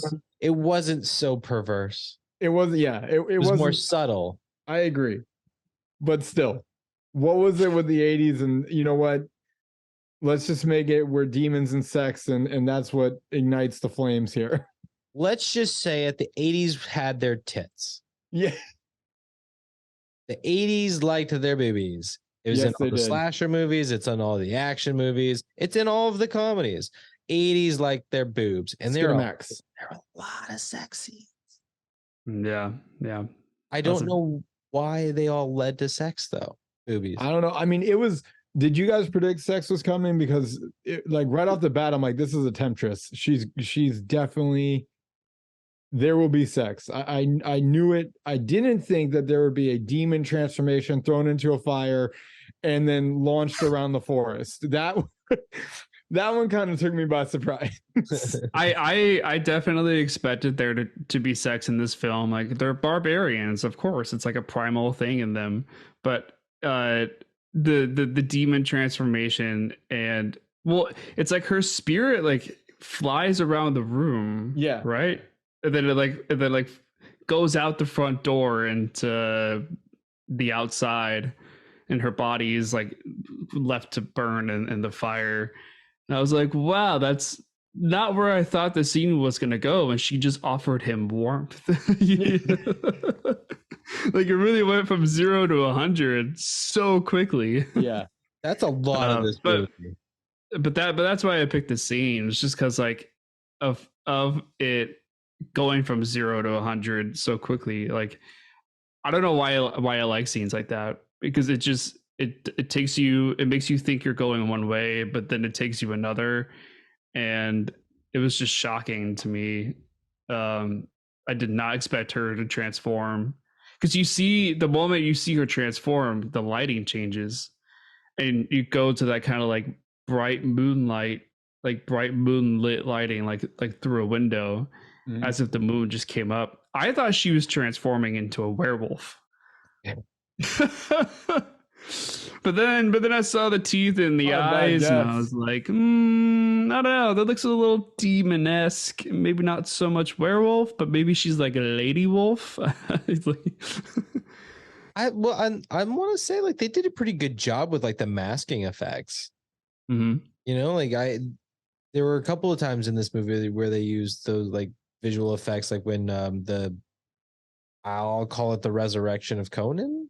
I don't really know if that's what it actually was, but like the ghosts and spirits or whatever that are flying around there, like they did a pretty good job with those effects. And like for on her face, while like you said, the lighting changes and stuff, the scene's still going, and it was mapped pretty well. Like it looked good. Yeah, the transition of her from her human form to the demon form I think was well done. Looked good. Yeah. That was a wild scene. This is one thing I kind of have a problem with the story, is how often things are like, and then this wonderful thing just kind of happens. So it's like he has this encounter where she essentially gives him this prophecy bit of like, go here, you're going to get the answers you want, blah blah blah. Like, gives him the answers, throws her in the fire, she pieces out. He leaves her cabin. Who does he meet? Some homeless guy that was just like there the whole time as all of this happened. And he's like, please give me some food. And it's like, no. It's like, who are you? I was like, I'm a thief. Like, yeah, I love how he just says, you want to be best friends? Sure. Like, you know what I mean? Like, it's just it right after this encounter with this witch, it's so casually just, oh, and by the way, here's going to be your best friend sidekick for the rest of the movie. Yeah. Like, okay, he couldn't have been like further in the woods. He couldn't have. Yeah, he was right behind the house, wasn't he? He was right there. Right there. Yeah. He was right there. Like, there were moments like that where I'm like, okay, writing is real hurting right here, guys. Like, yeah. You're not giving him much dialogue, but also that's just dumb. Why would that dude be chilling there? Why would he, like, even if he did just get there, wouldn't he be like walking up or something? Or like he was hidden off to the side. The dude was like camped out there, camps outside of a witch's hut. Also, why didn't he mention to Conan, like, hey, what was just going on in there? I heard some screaming, and like, yeah. The space of Conan's travel is really off. Like the proportions of how close and the proximity of everything is really off in this film. Yeah. All right. So do we vote? Do I vote on the best scene? How do we do this? Do we all like do a 1 out of 4? If I had to pick, I would go for Brian's, to be honest. I don't know. We really like Jen's beheading scene, like all of us. So, and it's the start. I think hers is the most emotionally impactful. Let's go with the beheading. All right. I vote beheading for scene of the movie. Beheading for scene of the movie. Yeah. Yeah. I agree. No need to chop a horse's front legs off. Let's keep it moving and move on to a different scene. Nick, you had somewhere you wanted to go. When I first saw the snake arrow, I was a little confused as to how it happens. Like, does he petrify the snake first, like before it becomes like a solid, unbendable arrow? But I think it's really cool. It's really creative. I've never seen that happen before. And you can use, if the snake is venomous or poisonous, that's a perfect combo. I agree with the creativity. That's something that I've never seen before. Let's make a snake and arrow. Nice job, guys. I'm going to say this. I don't know if anyone was in close enough range for when he did this, but if I'm ever in combat with someone and I watch them grab a snake, look at it and say seek, and then turn it into an arrow, I'm pretty much gonna give myself a heart attack. Like, that has got to be one of the most terrifying things ever. Just seek. I'm like, oh, fuck that. No. Also, your door behind you, Brian, is possessed because it keeps opening and closing. That's not possessed. That would be Luna and Whiskied. Okay. I was laughing about that too. No, that was absolutely terrifying. Just though, even James's delivery on it was just perfect. Go ahead, Matt. Oh, I've never seen anything like that. It's insane. And what's weirder is I assumed that he was shooting it like fangs first, but he wasn't. So like he was straightening this thing out and basically, I guess, using its mouth as like to split the bow, the string, and fire these things. So its tail is the arrowhead. Oh, I missed that. Yeah. It straightened it out. So the tail is the arrowhead, and it's just like a piercing thing. But I imagine there's some sort of magic to it, to where like saying seek makes sure that it hits its target. It's like a homing arrow. Something like that. Yeah. Homes in. Because I mean, he fires the other arrow. We don't necessarily see him say seek or anything to it, but it would have hit its target had it not been blocked by a shield, which came out of essentially nowhere. Yeah. But well, the second time he shoots the snake arrow, the distance, like the range, is really far, and he does hit what's Sandal's character's name? Valerie. Valerie. Yeah, he does hit Valerie from that really high cliff when she's on that path. I I was Well, like, it wow, seemed like it hits her on the left side, shooting from the right. the distance itself is really far for an arrow, Yeah. especially when you only shoot one and to land it. So I can imagine the seeking makes it some sort of like a homing weapon. Well, Yeah. Yeah, it caught her on the flank, right? it was weird, right? Like, so she's riding this way. Mm-hmm. Tulsa's over here, and like it. So like Tulsa's on her right side and fires that arrow, and it somehow pierces her left side. On the left side, yeah. Because when he pulls the snake out, Right, he's on the it's left on her flank. left side. Mm-hmm. So I think that was weird. That's a mess up. I don't think it's a mess up. Like I said, I think it's because it was meant to do that. It was meant to seek, right? Like it was, I don't know. Like to pierce a certain organ in the body. I don't know. I think it went straight through and got her heart. Because I mean, she died quick after he pulled that thing. And oh God. Okay, can we talk about that a little bit? Her death scene. It should have been more painful, but she's dying and having to sell her own death because Conan can't talk. You know what I mean? It's a problem. It's such a problem. Like I feel Sandal was like, she was put into a really difficult position with this. Like every scene that she is in with Conan, especially the ones where she's alone with Conan, like she is. It's gonna sound so bad. She's essentially acting with a brick wall, and that's so difficult. That's so hard in every scene, especially when you're trying to sell that you're in love with this guy. You would do anything for him. Like, God, hell of a performance from her. But this death scene is so difficult to watch because she is doing everything. And that's not fair of somebody who's dying, especially somebody who's supposed to be barbaric.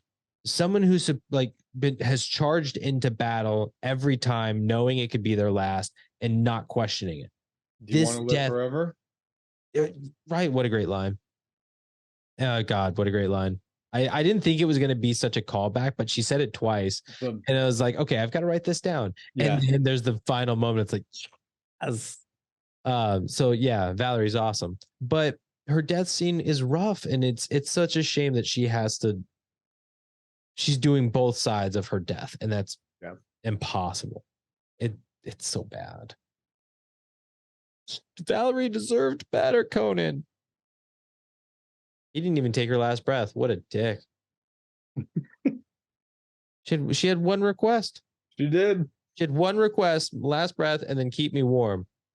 Well, you certainly kept her warm.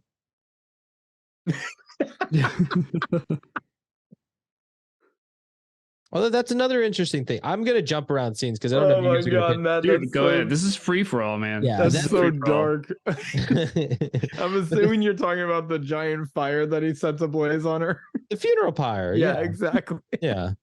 The cremation. Yeah. Certainly well, okay. I'm gonna admit that a lot of my interpretations, of Conan's motives are based off of Jake Hurwitz's playing of Hardwin Surefoot on NADPOD, which is heavily inspired by this guy. And that's exactly the type of thing that guy would do. Is like, okay, he's not an idiot, but he's also not the brightest guy. So, you know, this is the love of your life saying that they're cold. And it's like, okay, well, she's dead. I'm going to burn her body. Like, that's going to keep her warm. Like that. Obviously, it's also the funeral side of things because that's what's been done. But it's like, that's the thought. Like she said, keep her warm. I also think back then during those times that was the way that people actually did burials and funerals and everything.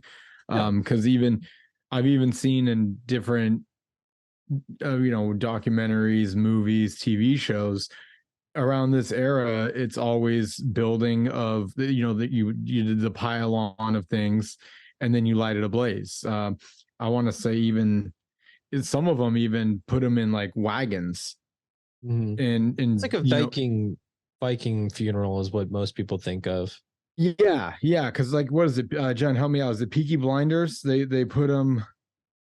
Didn't they put him in like in a stagecoach or a wagon, and then they just lit the whole thing on fire? Yeah. And it had all their personal belongings in it and everything. Yeah. So I think that was just, I mean, I get like the barbaric, like, she said warm, fire means warm. We burn dead body. I can get that we can go that route, but I honestly feel that it was more of like socially, that's socially what you did. If one of your loved one died, you would build them this giant bed of logs and set them on fire and let their bodies release into the afterlife. Yeah. I mean, it's like I said, Viking funeral. It's always been kind of the warrior's death, right? It's like, don't bury my body, burn it. Yeah. Remade it. Well, I think for a while it was more necessity, right? Like you're talking about people for a long time were burning bodies, and it's because the disease, you had to burn their bodies, otherwise their bodies would carry disease, and they couldn't get rid of bodies fast enough. So it's I'm kind of joking, but I interpret her I'm cold and like burn my body of like that is her way of requesting that sort of God, this is the problem of her trying to sell a scene where she's the only one who's doing anything or saying anything, is because it's there's so much to interpret. And I think a lot of what she's trying to say to him is it's things that he would understand in a way he would understand them, but it's also what she needs and what she wants, like the kiss me, the like I'm cold, trying to communicate this to a person who doesn't really emote, especially when it's the sad emotions.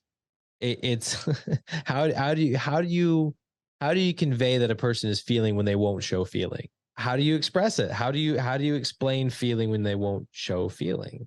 I honestly, I don't think Conan is an idiot. I don't think he's dumb. They even say like he was given poetry and things like to read. Like I don't think he's an idiot, but I don't think that he expresses much. Like he doesn't let people really know what he's thinking. Right after the death, you get the scene of I forgot his buddy's name, but he said, "Are you crying?" And he's like, "Yeah, I'm crying.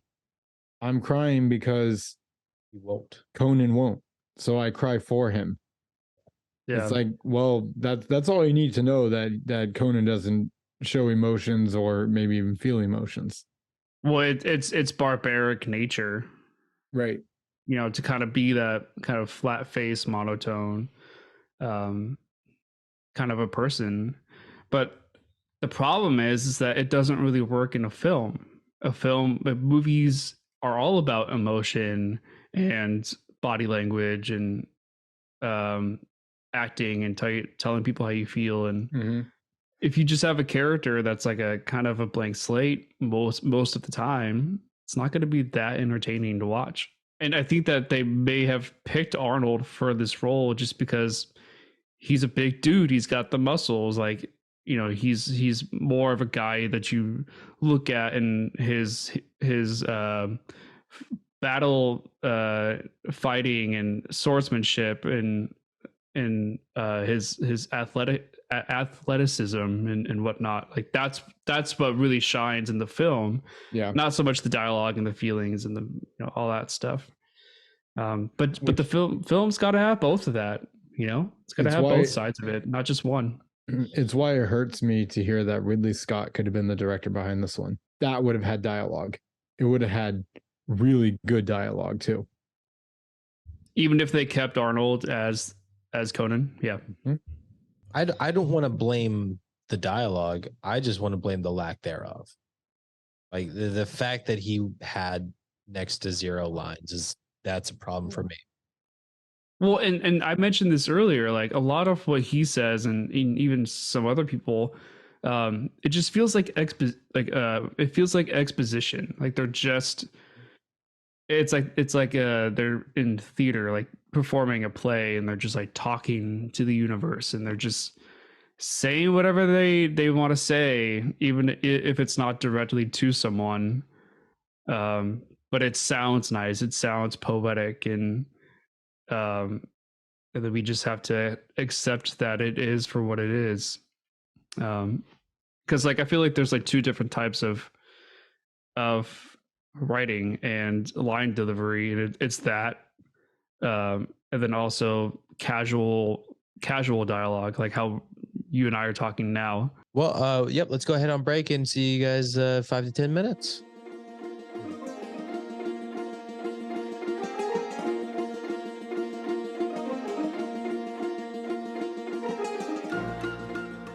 Welcome back to GoodFlickas, where we are going to attempt to talk about Conan the Barbarian. But did anybody have anything they wanted to bring up? Anything they wanted to kick off with? Any quotes? Oh! I have something. There we go. A fun one, or weird, depending on how you want to look at it. Okay. Can we talk about? Can we talk about animatronic Thulsa? Okay. Okay. Essentially, the scene where Thulsa turns into a snake. Oh, Yes. got it. You mean mid-transformation Thulsa? Yeah, but the actual like animatronic, whatever. Wouldn't it be Wax. Animorphs I mean, Animorphs is a book series. that had humans turning into animals? Yes. Okay. Yeah, but I'm talking about the actual like prop of. I'm curious as to how they did it, because you're right. Like you're calling it an animatronic, which I imagine it had what would have been like a copy of James Earl Jones's face and structure, and then would be designed to start morphing, melding into more snake-like features, which is what it does. What I thought was happening as the face was like coming forward, I thought there was like a mechanical arm that was like behind the face, like pushing the face forward. I bet that's probably more likely the practical effect of what it is. And I would guess it's not even an animatronic arm. It's just a dude's arm. Just going straight through the back of fake Thulsa's head. Just a fist going right to stretch his face out. I'm with you right there. I think that's probably it. Can you imagine putting that on your resume? like your movie production resume. How cool would it be to say, like, yes, I'm the face of Thulsa turning into a snake, or I'm that little tail flick in Jabba the Hutt. I'm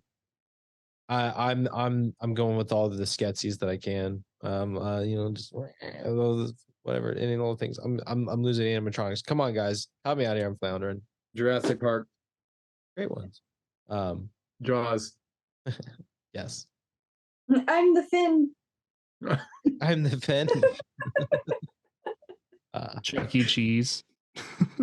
Chuck E. Cheese. Oh, wow. Wow.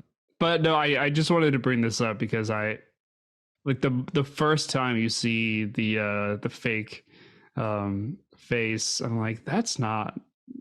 I think they did a terrible job with the makeup and whatnot. It did not look like James Earl Jones or the character of Thulsa. They made it way too dark, and the eyebrows were like pencil, like dark pencil. It didn't look right.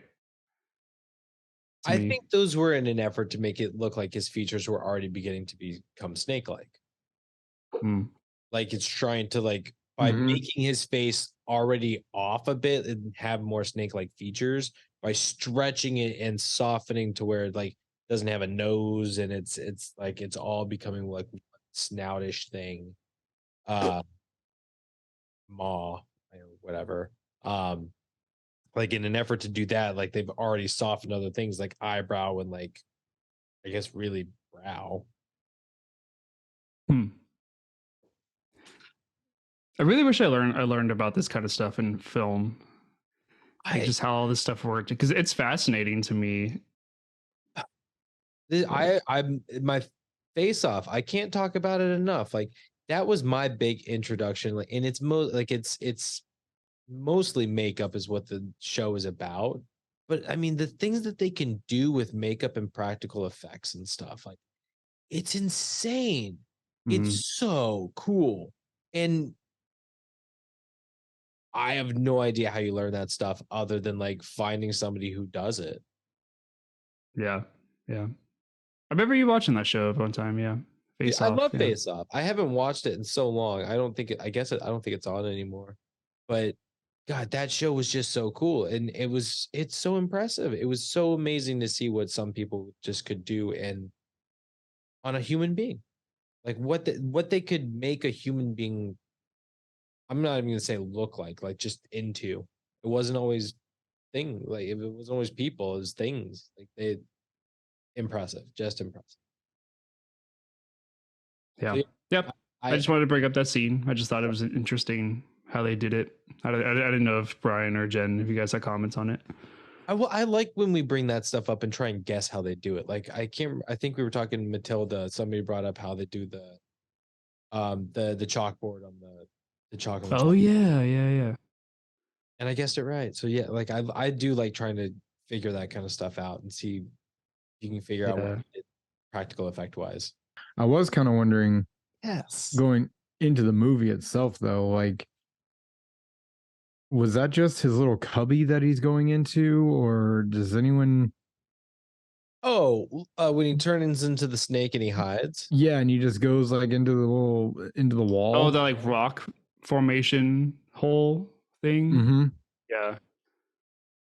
I mean, is he just just going to hang out and relax? I think he sees like I think he sees them coming, so that's why he starts transforming. Okay. So it's like it's him escaping, like he sees them coming and That's okay. Doubt. My other question is, why didn't Valerie attack him? She had plenty of time. She looked at him going into the hole. He clearly had half of his body still sticking out. And then she looks at the girl and then looks at him again, and he's still not fully in the hole. I'm like, Valerie. And then she goes after the girl. That girl's not a threat. That girl's nothing. Go after the snake. That's all I gotta say. Bad job, Valerie. Well, this is where I think like the could have ended this movie 40 minutes sooner.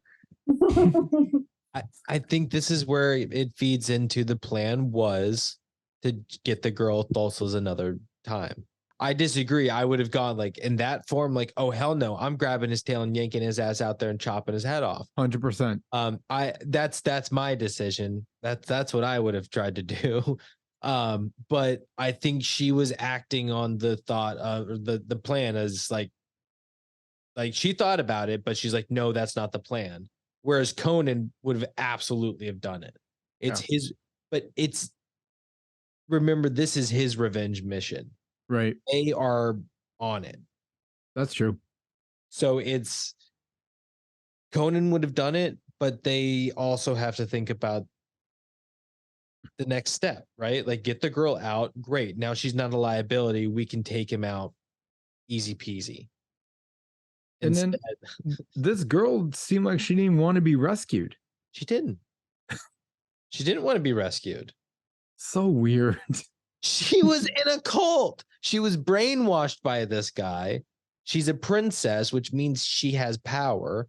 She's there not by her own free will, but she believes she is. Mm-hmm. They were drugging these people. Look at that orgy. They were human parts in that soup. Yep. Like they were poisoning these people. It was a cult. She was, of course, she didn't want to leave.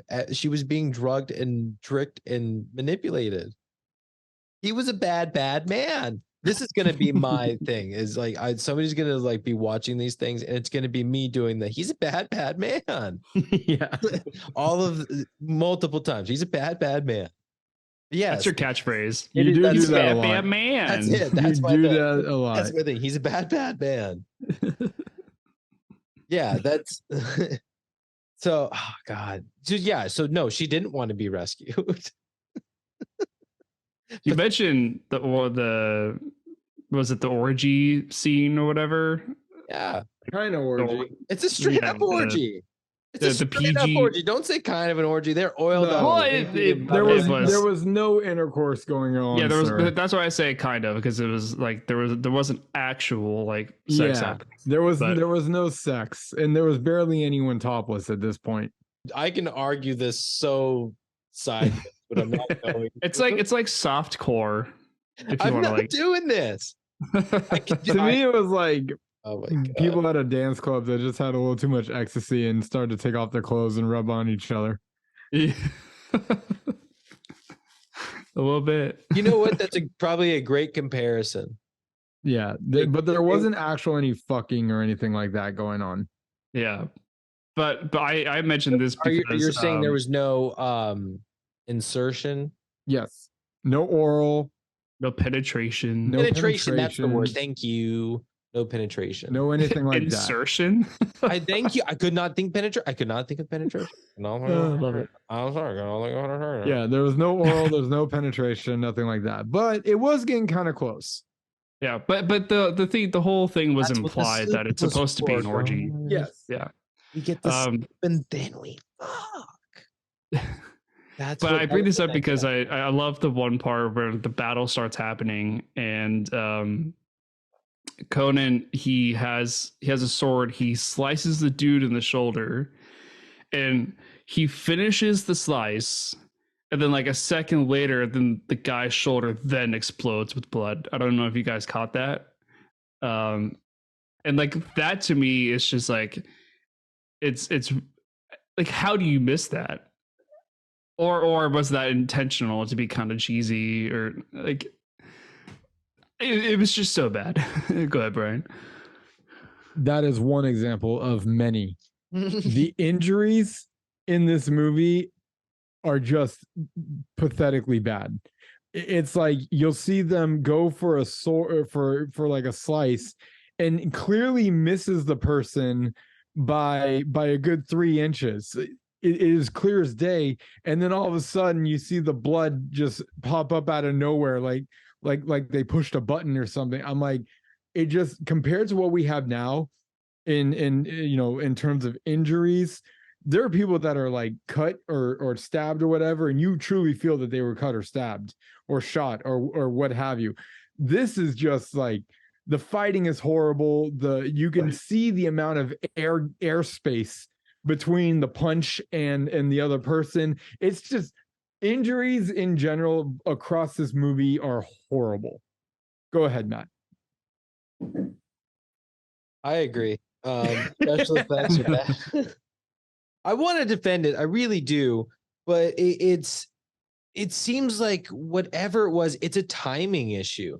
Because you can see in a lot of the fight scenes, they're making the slash and they're like, I was expecting something. There it is. Okay. Like, because it's, now I can move on to the next one. Yeah. Well, no, it's because you have like, dude, you're swinging these things around. And I mean, I don't know. I don't know if they were like, yeah, it's like he swings so hard that just like, it takes that long for the, like, I don't know how they're explaining it, but, or whatever, but there's such a delay from the action to impact sometimes. Mhm. And it's a weird delay, but you can see it on the actors too, that like, that was, it's almost like that was supposed to go faster, but this is a one shot. Like I got to hit. So it's like, it's Q, and you can't afford to like skip or miss a Q because you could hit somebody. Yeah. You could hurt somebody. So it's like, you got to go. And I, again, these are actors that are doing their own stunts. It's difficult. And I don't know how much training in choreography they actually got to do with this stuff.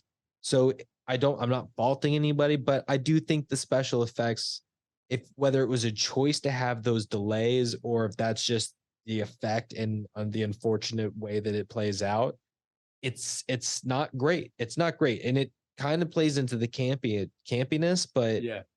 I maybe a little too much so. Well, that added with the fake blood, it just at that point it's just a snowball on top of it's just snowballing itself. I like my fake blood, but this is that step too far. Yeah. The timing, it's the timing of it. That's the problem. Yeah. I'm with you, Matt. I love the fake blood, like slice, like splurge of it, and like all that's super fun. The timing is just off. It's like, here's someone's. I'll try to do it here. Here's someone's. It's so hard to show depth, isn't it? I know. It's like here's someone, right, and then here's the sword, and you would see them go slash, bleed. Yeah. Like no. In like the example I gave earlier with the shoulder slice, Right? Like you see the arm or you see the sword slice down, and then you see like the ripping of whatever the prosthetic is on that shoulder. It's like like slice, it's like a double slice. It's like the physical version of the Japanese talkovers. Oh, do you get what I'm saying? The bad voice, like the bad. Yeah, like there's the like the dubs. Yeah, bad dubbing. Like the that's the term for it. Where there's like, ba ba ba ba. Yeah. Yeah. Oh man, it's rough. It's definitely rough. I had a complaint. Yeah, go ahead. And this is just like a fun callback to I think I mentioned this over the weekend. So Brian, I hope you get it, but Nick, I know you're going to recognize it. So it's Nick, you brought up the scene, the sacrifice scene. Like it's the big heist, right? Like they're going in there, they're getting the jewel, and they're killing the snake. So as this is all playing out, and Conan is sneaking up to get this jewel, I'm all like, okay, like Indiana Jones style shit. Like he's gonna pick it up. Like you're showing the snake. Like it's snake is right there. Like that's clearly a snake. Like it's gonna do something. Okay, he's got the jewel. Snake hasn't done anything. It's gonna do something. Snake's gonna do something. Okay, like it's gonna be a thing. Long story short, you guys have seen the scene, and the whole way it plays out is I'm thinking pitch meeting. So there's going to be this giant snake. It's going to be a big deal. It's like, oh, wow, I bet that's going to be a big problem. Oh, no, super easy, barely an inconvenience. Like the second this snake wakes up, 3 arrows to the head, chops his head up, like, we're done. It's like, oh, give me a big fight with this giant snake. Give me something. This was done too quickly. What the hell? This is what the hell? I mean, and for everybody to be so upset about like all of the animal cruelty and stuff in this, like, I get it, but this was a giant snake of an evil, bad man. He's a bad man. This snake should have been a bigger problem. And it was not. It sucked. I was so disappointed. And then for like big bad guys upstairs to just be like, no, my snake. It's like, yeah, this is why Conan doesn't show emotions. Like, you suck, dude. Like I slightly disagree. Boring. Okay. It's the theme. Boring. I wanted this. I wanted more from this snake fight. And I'm not mad that like the way that they had a fight, but like it was done too easy. The snake activated way too late. This dude is literally like balls in face of this snake, grabbing this jewel that it's supposed to be protecting or worshiping. And he's about to walk away, and sweat is what wakes it up. Like, come on. I'm going to go D&D on this one. Like, oh, he fails his stealth check. Like, that's a nat 1. Fuck off. It sucked. It was so, Brian, you said it.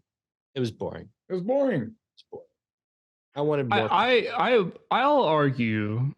Please do. Small thing. Look this up, because there's a better snake fight, and I've freaking seen it.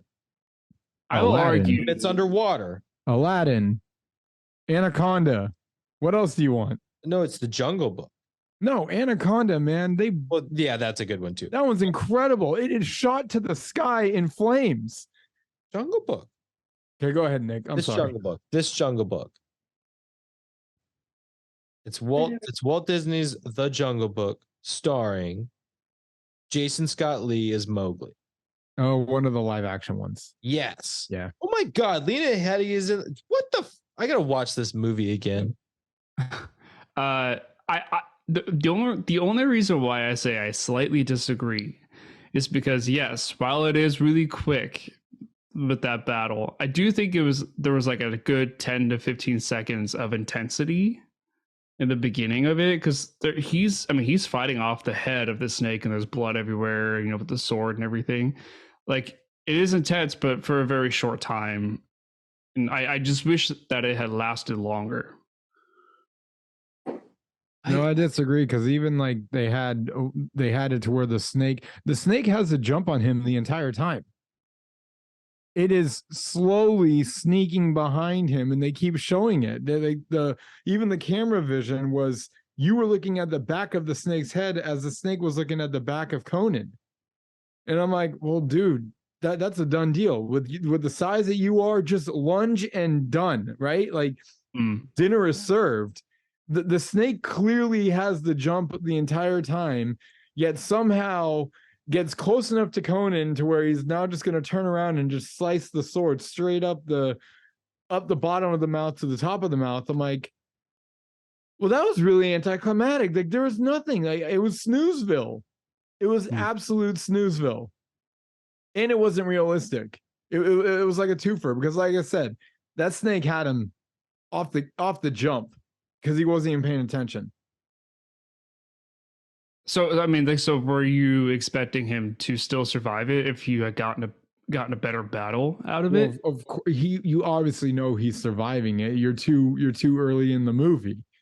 Yeah. But it's but the viewer wants to see, how does he survive it? That's the issue at hand here. Or like he loses a hand or something. Doesn't have to lose anything, but the snake lunges at him. He gets wrapped up. Like, give me something that could happen besides, I'm gonna sneak up on you snail pace, not do anything to actually jump at you like a normal snake would, and then you're gonna catch me on the side lateral, and you're just gonna shove a sword out of my face, and then I'm gonna get shot to the wall, and then I'm gonna get my neck cut off. It is just so. All right, guys, how do we down the snake? I got an idea. Let's just piece those all together. We'll work it out in shop. Go ahead, Matt. The snake is, it's a constrictor, right? That's clear. It starts wrapping him up at some point. Yeah, like, if that's gonna be its thing, like, it should have been like wrapping him up, and like, he should have been locked in there. And what, I can't remember what his pal's name is with the arrows. Subotai. Oh, you're close. Hang on. Sabotai. Subotai. You were really close, Nate. Good job. So Subotai, like, he should be running back and catching Conan, like wrapped up, trying to fight off this snake that's now got him constricted, but he can't get to his sword to cut him. And now Subotai's got to fire an arrow that causes the snake to like release a bit, enough for Conan, like make it a wrestle. Like, the dude is strong as hell. You just keep giving him the sword, and I understand, like, it's the way of steel. He doesn't always have to fight with the sword, and that's a moment where, like, you need to show his strength, and also his buddy can shine a little bit too. Like, come on, like, he's got arrows. What was the point of him firing the head against the wall? At that point, it already had a sword straight through its skull. All you did was lock it in place so he could chop his head off. Like, just give it an anchor at that point. Like, I get that Conan's supposed to be the star. We're not calling him the hero, so let's call him the star. And, like, why? He lucks into everything, and that was pointless with the arrows. Like, make these people be something more than just support, because they're people too. We didn't get it would have been really nice to see more from Valerie, because we didn't get to know much about her, and the fact that she's doing the bulk of emoting. And I guess, we kill stuff and we bone. If that's about it, then okay, I accept it. You're barbarians, do your thing. I thought the snake was too big, to be honest. It was like a little comically too big. I don't know if you guys thought about that. I thought it was short in length, but like fat. Yeah, it was like too chunky. A little chunky snake. I want to talk about the crucifixion. This dude kills a fucking buzzard, man. He kills a buzzard. He does. He kills it by biting it. He wakes up realizing that it's trying to eat him and he's still alive, and he bites it in the throat until it dies. Yep. Talk about a fucking barbarian. What scene is this? His crucifixion. He's tied to a fucking tree. Oh, yeah. Was he tied or nailed? I was looking. He was nailed. I saw nails. Okay, I thought I saw nails too. Okay. Yeah. Hold on. I've seen the crucifixion here, so let me just. I don't remember nails. Like, where are you saying he was nailed? Like in the hands? Yeah, wrist. Hands. Yeah, just above the ankles. I'm seeing wrist wraps. Oh, And okay. like the wrists. Hold on. Here's what I'll say. It looks like he has bolts above his ankles, Mm-hmm. but it does look like his wrist may be wrapped, but it looks like one may have a bolt in it as well. Yeah, see, I thought I saw both. I thought I saw wrapped and bolt nail sort of in the hands. This is the best example, and I have to zoom in on it, and it's hard to tell. But you can see it as ankles. Above his ankles are like bolts, or like look like crossbow bolts. Mm-hmm. And I know it's wonky. I'm trying to catch it, but his wrists appear to just be tied. He is. I didn't see the ankles being bolted before. I saw his wrist had like wraps around them, but I didn't notice anything was like through anything. Yeah, but the lizard crawling onto him and him biting it, that was nuts. That was wild. There was just so much of this movie that it's shocked and surprised me. Like, whoa. Like this dude bites a fucking buzzard and kills it. How did he get out of that, by the way? Did someone rescue him? Sabotage. Subite? Subite. This is what I feel like that scene just kind of came out of nowhere. This is what I'm unclear He about. came out of nowhere. This is what I'm unclear about. He sees Subite running at him and laughs. And then he doesn't see Subite. I think he dies. I think everything after that is them trying to like revive him. And that's what that whole spell is that the wizard is doing. And they're fighting off other spirits trying to claim him. No, I disagree a little bit. Okay. So the way I saw that is Subite is running, but he's clearly on Conan is clearly on top of a hill that Subite has to catch up to. So he's running. Subite is running. He sees Subite. Then all of a sudden, Subite gets close enough to the hill that he has to climb up that he can no longer see him because of just that depth of perception, right? And then Subite climbs up the hill and now he can see him again. But what I'm thinking is they made it to where they made Conan thinking he was having an illusion or he was going delirious, and he thinks he sees Subite running, but he's not running at all when he actually was running. And by having that him disappear because of the height difference, I think that's what made it get away with it.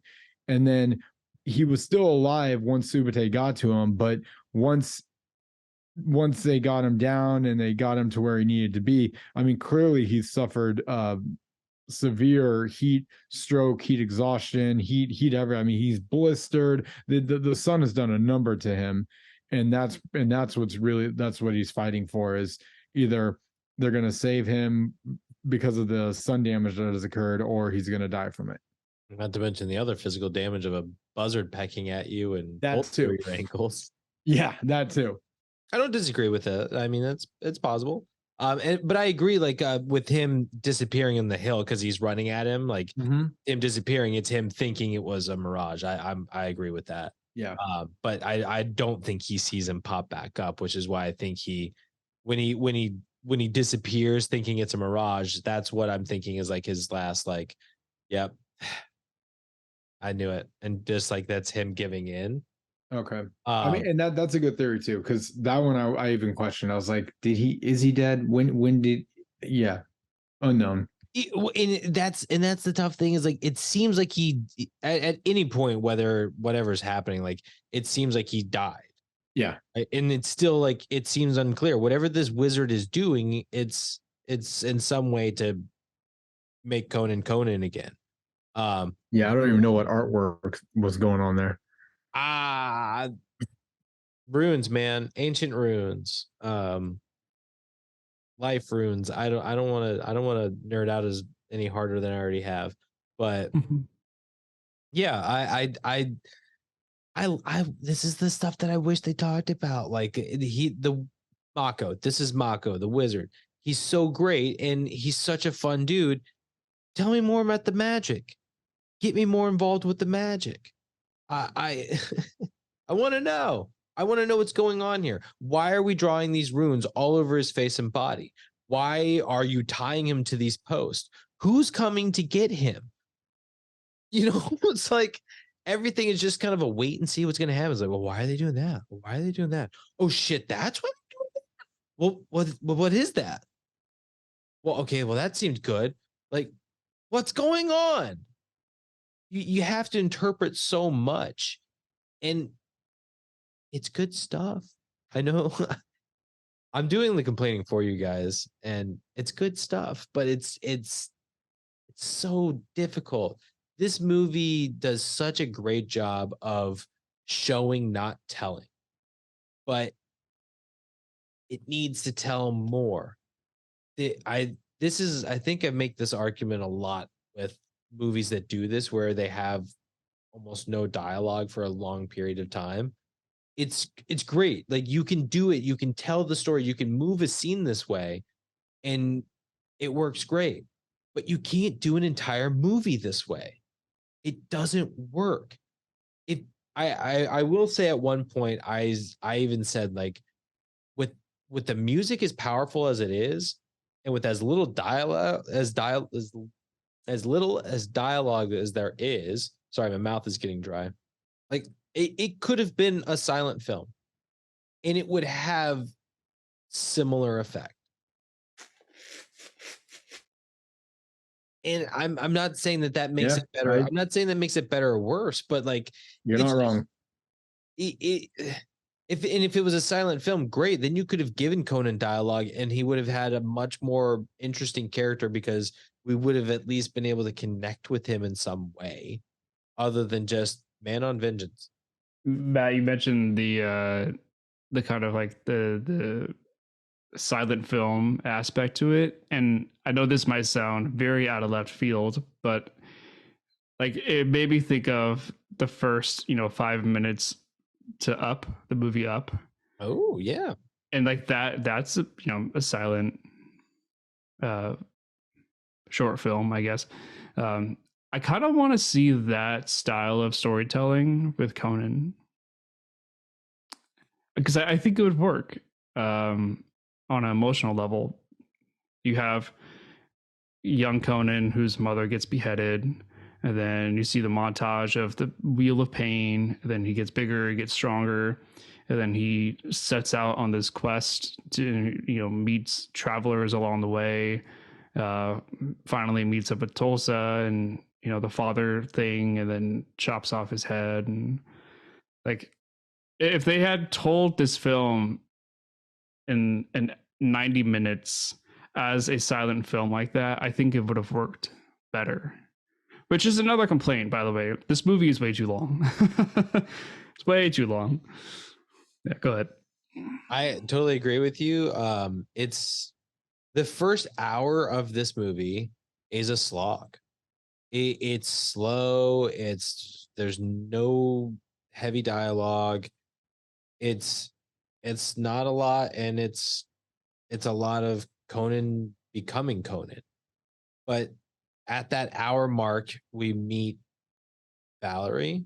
We get to know more about Thulsa. That first hour, I think you could cut, like, the way I'm picturing what you're saying, Nick, of like that that essential montage of silent film, like with from Up of like you're getting enough time period to know what's going on in a moment, and then okay, here's the next thing, here's the next thing, here's the next thing, and it's all building off of it, and you know exactly what's going on. You can do that with Conan of like loses his mom, cut out the fluff of like how long these kids are walking and how long it takes to show the Wheel of Doom. Just show the kids walking, show them at the Wheel of Doom, get through that. Now he's big. Now he's a gladiator. Now he's running off. Now like, and just get through it. We don't, there's no dialogue anyway. We're not learning a whole bunch. Like move past it and just show us that progression and give us, you could even give us a nice narration from Mako of what's happening, you know, like describing what's going on, because that's all that needs to happen. Just tell us what we need to know. Get through the fluff of I was a child, now I'm Conan the Barbarian. Get through it. We don't need to see him having sex 4 times. We don't need to see him kill 20 different people because he's a gladiator. Like we don't need it. Cut it out. Cut it out. Get through his early life. Get us to Conan the Barbarian where he meets I'm gonna learn his name. Subate. I'm so terrible with names, and none of these are easy. Like I started off strong with Dulsa, and now I'm losing it. Where I think I've said it enough times where like it doesn't sound right. It's Thulsa. Tulsa. Yeah, Tulsa. Tulsa. It's Tulsa. Tulsa. Tulsa Doom. Tulsa Doom. Oh, Tulsa Doom. I want it to be a God. Could you imagine if Conan had like a Southern accent? Yeah. that would be hilarious. Yeah. Oh God, I'm picturing it now, and it's just I can hear it, and it's hilarious because I'm still picturing Arnold Schwarzenegger. Yeah, an Arnold Southern actor. Yeah, just Arnold in a Southern accent in general. Yeah. I don't even know how that would sound. Hilarious. Get to the chopper. No. Wow. Yeah. I don't know. I don't know what that was. Oh God, I no. What you know about getting to the chopper? No. Why is it all? It's I'm sorry to do it. It's sounding too like Pesci like. I don't you know what I mean? Like you're going like Italian mafia, not Southern. I'm thinking out loud. I'm brainstorming out loud. Well, it's you're trying to do the math of Austrian and Southern, and it's a weird combo, right? It's a weird combo. Unbelievable. Austrian, Southern Austrian, yeah. No, Austrian, Southern. You can't say Southern. Yeah. I'll be back. Southern Austrian. Oh man, yeah. I'll be back. That's better. I'll be back. So how does he goes like, I'll be back. Hey y'all, I'll be back. Back. I am Arnold Schwarzenegger. Yeah, that's his kind of. I can't help. I'm thinking kindergarten cop. It's not the tumor. No, It is not a tumor. It is not a tumor. And now I'm trying to do that. Man, I'm trying to do it Southern, and it's so difficult. Well, started off by saying y'all. Like, y'all, it's not a tumor. No, yeah. I think that's as close as I'm trying. God bless you. This is Get along, little buddy. It is not the tumor. Y'all, he's not dead tired. Okay, this is reminding me of Joey when his Southern accent just comes out Jamaican. The South will rise again, man. Like, I feel like that's tough, man. That is a tough accent to hit. I know, but I think trying to go from Austrian to Southern is you guys are finding yourselves going to like this Italian thing. So funny. Maybe that's what the Italian accent is. It's a mixture of Southern and Austrian. This Oh been my a God, really that's fun too funny. experiment. Thank you for this. What were your guys' first impressions when you saw Arnold with the long hair? That Ozzy Osbourne 80s rocker looking hair in the beginning. Like, what was your first impression of that? Because I'd never seen that really before. Go ahead, Brian. For me, story checked out. I mean, especially the time era that they were going with. Long hair was a big thing. It's not like they had razors and shaving cream and all that. They're still hunting for food. And electricity isn't even close to being a thing. So I'm like, yeah, I'd have long hair too.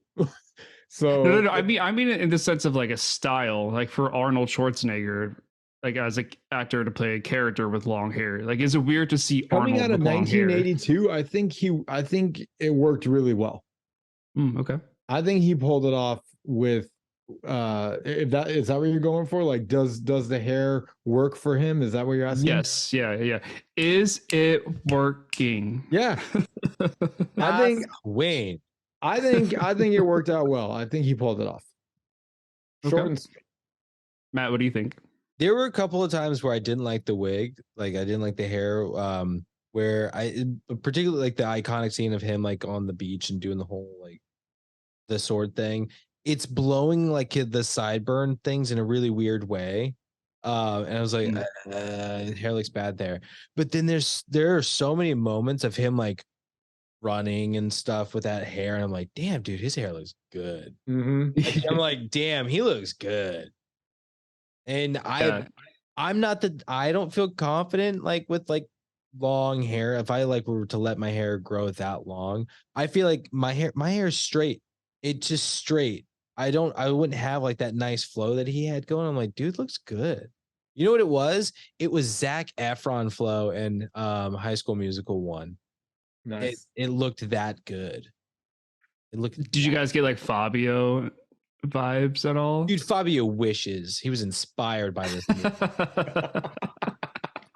Nah. Nothing against Fabio. Yeah. Jen, did you have an opinion about the hair? How hot did Arnold look? On a scale of like 1 to OMG. Spill the tea, queen. Come on. Give us something, Jen. Damn. I told you, you guys had me in the beginning. After that, I'm just gonna listen. I don't care about this damn movie. I'm ready for this week. Yeah, I mean, I'll just say I thought it was a little over the top for me, just because I've seen so many of his films with his normal short hair. Because at one point his long hair turns into like a He-Man looking kind of hairstyle, where he's got this it's like long down to his ears, and then there's like this underlayer that comes down to his neck, and it just I don't know how I was feeling about that, but I liked the really long hair. I thought it was like, yeah, like you said, Matt, like it's like majestic looking and like it flows in the air. Yeah. Arnold was looking hot. Yeah. I do think that he had a bunch of different wigs though, like because his hair was a lot of different lengths at random times. Key example when he Glam Squad, dude. So when they're charging in to get the girl and they're all barbarianed up, they got their makeup on and everything, and he's running up those stairs like. Dude was looking good in that scene. Like his hair was looking good. I don't have many quotes and everything, but I did like I'm pretty much at quotes. We've hit pretty much all of my notes, except for one. And I'm just gonna say this that even Conan knows Wakanda forever. Yeah, I have a nitpick. Yeah, go ahead. It's the scene where Conan is talking to that priest guy, and he knocks him out to take his robe and everything. I was really disappointed Like Arnold could have had a really good one-liner. So essentially what happens is the guy says like, oh, like this clothing is all he has, right? And then Conan knocks him out. And then like I'm ready for the one-liner, the like, oh, he's dead tired, or oh, get to the chopper, like that, like those really epic one-liners. And all he says is like, he knocks him out and he says, well, it's all you're gonna need. I'm like, wow, you hyped me up for this like amazing drop of a one-liner, and that's what you give me? Well, that's all you need. I'm like, come on, man. Like, he could have said something like, I mean, I don't know if I can think of anything right now, but he could have said something like, well, now you don't have it anymore, or I don't know. I don't know. I'm just spitballing. Maybe try it without the accent. The Southern Austrian. Yeah. I don't know, just something, maybe like a pun on like priesthood or something, like like a religious pun. I don't know. Okay, one, I didn't think this is what you're gonna want to talk about in the scene, but okay. Oh, really? We're over here gushing about how great his hair looked, and nobody's gonna talk about how that priest clearly wanted to bone him. Oh, dude, bro. Dude, and Conan knew it too. He's like, do you mind if we go over there? Like where nobody's gonna see us. He's like, oh hell yeah, we'll go over there where nobody. Yeah, let's go to the back alley. Yeah, the back rock. Oh yeah, great This buddy. had to have been a time that I was drifting. Dude, that priest was so flirty. Are you kidding me? Yeah, this must have been one of the moments I was drifting You to missed sleep, out. guys. You missed out. You got to go back. I didn't miss out. Believe me. Second half. Just second half. Just go like start the movie, cut straight to hour 2. Like got ahead, hour ahead. Go from there. Yeah. I will say I know Nick he gave him his name, but I laughed pretty hard when he just punched the camel in the face. Oh my god, yeah. That was pretty funny. Best. He just backs into it, and just his first instinct is just to give it the old haymaker. Yeah. I want to know how they got that camel to react, because I know he didn't actually punch the camel, but like, how did they get the camel to like, I don't know, but what I head. love is he hits the camel, and the camel like shakes, like he shakes it off, and you wait like 1 second, and then you see the camel topple over. Oh yeah. It was like a delay knockout. Oh my god, I totally forgot about that, because that happens like in the foreground. Yeah. It's like out of focus, like right in front of the camera. I'm like, Oh did my God, I you just forgot punch about the that. camel? And then like 2 seconds later, I'm like, oh my god. It's like cow tipping, like you're tipping a cow, just like that slow. Yeah, I love how that was probably the only moment Conan was ever scared, like or was like nervous, like that entire. Like he punches that thing out of reaction, and just everybody like dead silence. Like, the fuck did you just do to my camel? I wonder if they didn't tell him anything about the camels, because he was riding horses and fighting with swords and all that good stuff. But when he went to ride that camel, he looked real awkward. That, or he just felt bad because he's like, I punched you 2 days ago. Yeah. Was it the same camel? Definitely. He's like, I remember, bitch. Don't punch camels. Yeah, the only other thing I have, and we kind of talked a little bit about it, it's the spirits trying to take Conan. We kind of talked about that. Revivify. I just thought it was weird, but I don't know.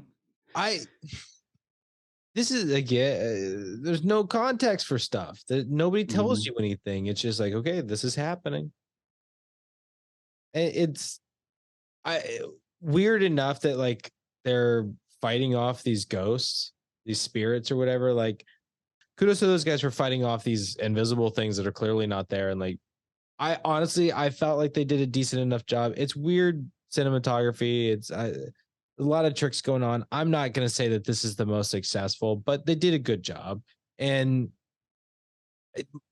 I just want context. I wish you didn't have to like assume so much about scenes or just like it's left up to your own interpretation. This movie it gives you the viewer not a lot to work with, and it's a problem. Mm-hmm. It's it's like you have a story outline, but you wrote no dialogue, and there's nothing to explain the story. It's just things happen. The last thing I have, and then after that we can jump into quotes and final thoughts. It's mainly a question for Matt, but Brian or Jen, if you want to chime in too, you can. I thought the title drop in the beginning was underwhelming. Sucked. Yeah, they put Conan the Barbarian in this like the upper fourth quadrant of the screen. Like it's just why is and then you have this like huge blade of a sword, and then you have all this negative space like underneath the sword, and I'm like, put that whole title with the sword in the background and the title in the foreground, but no, it's just like it was like them putting it like a little logo like at the corner of their movie. It's what it felt like. And then I remember the very next clip that was after that, that whole sword and that diagonal, there was like a perfect like space that they could have put the title there in big letters. So yeah, because of like the sky and then pans down on his dad with the sword. Oh yeah. Like that would have been a good spot to put it too. Yeah, exactly. Yeah. Okay. I'm glad I'm not alone on that. No, I'm with you. I am absolutely with you. It doesn't make sense to me why people hide their titles like that. Mm-hmm. Why make it so small? And if you're gonna make it small, you better make it freaking obvious. Like I agree. It was too small. It was the same size as the credits text, basically. It blended in. It looked like the start of a video game. Yeah, like a menu start screen. Menu. Yep. Yeah, like exactly like a menu start screen. Yeah. I'll go first. This is actually not a quote from a character in the movie, but it's actually a quote that was on screen at the beginning. Yeah. It was from Friedrich Nietzsche. Nietzsche, sorry. He says, "That which does not kill us makes us stronger." That's just, you could put that in any movie, and that's a great quote. Yeah, I agree. But it's fitting for this one. Yeah. I thought that was a great way to lead into that voiceover too. And it's why I was so disappointed that it was just a black screen. Yeah. Like you had this great quote from Nietzsche, and then you start off with this great dialogue from this voice of God, and there's nothing to like push it forward. Keep pushing this forward. Come on, like amp it up. It should. The voiceover should have been done over like the sword being made stuff. One quote that was already said, but I want to highlight again. Brian, you brought it up. Was "Do you want to live forever?" It was great the first time she said it, and I noted it, and I was like, okay, she said that. And then she said it again, and I was like, okay, this is a thing that she says, and I like it. And it reminds me of I can't remember. I guess it's kind of like the phrase of like nobody lives forever. The nobody lives forever, and it's charge, right? It's, do you want to live forever? It's the same cadence, but it's like, do you want to live forever? It's like it's this is life, and make it exciting and go out dying or trying, right? It's such a cool way of saying like, fuck it, balls to the walls. YOLO. Exactly. Yeah. Exactly. Live free or die hard. Yes. Mine is from Mr. Doom. Man, he's just a terrifying man in this movie.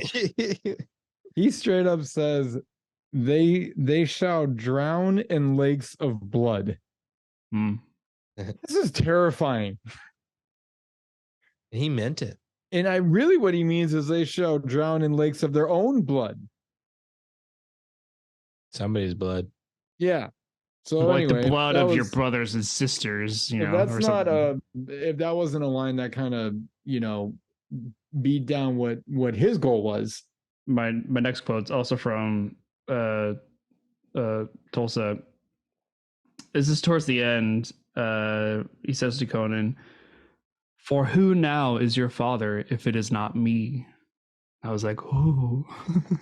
I got chills when I heard that.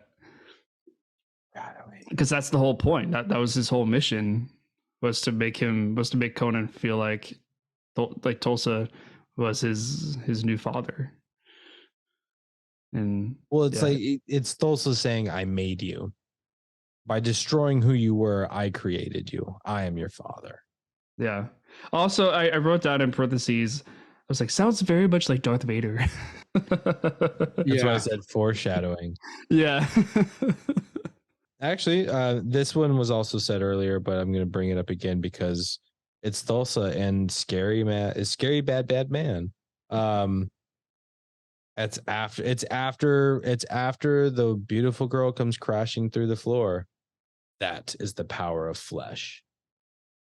Like, and then he does, I think it was like, that is the power of the fist.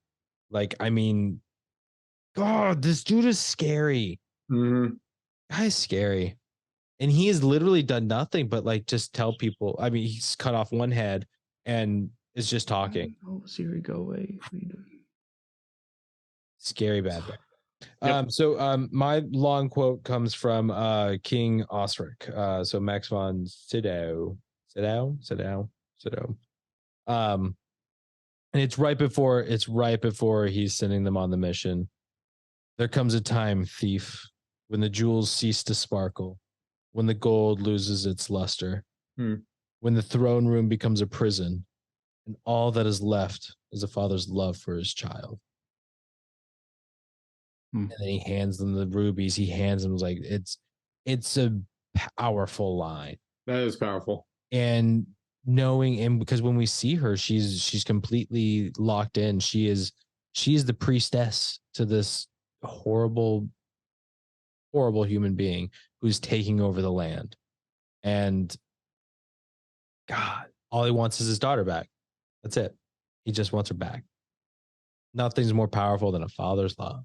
He does a great job. I think there was a quote or something about Arnold saying something about working with Max von Sydow was his first chance of working with like a great dramatic actor. And this is a great scene with him. I think the King is a phenomenal character. Like, he does great throughout. He's very interesting. I was scared at first, and then he's all like, "Nope, we're on the same team."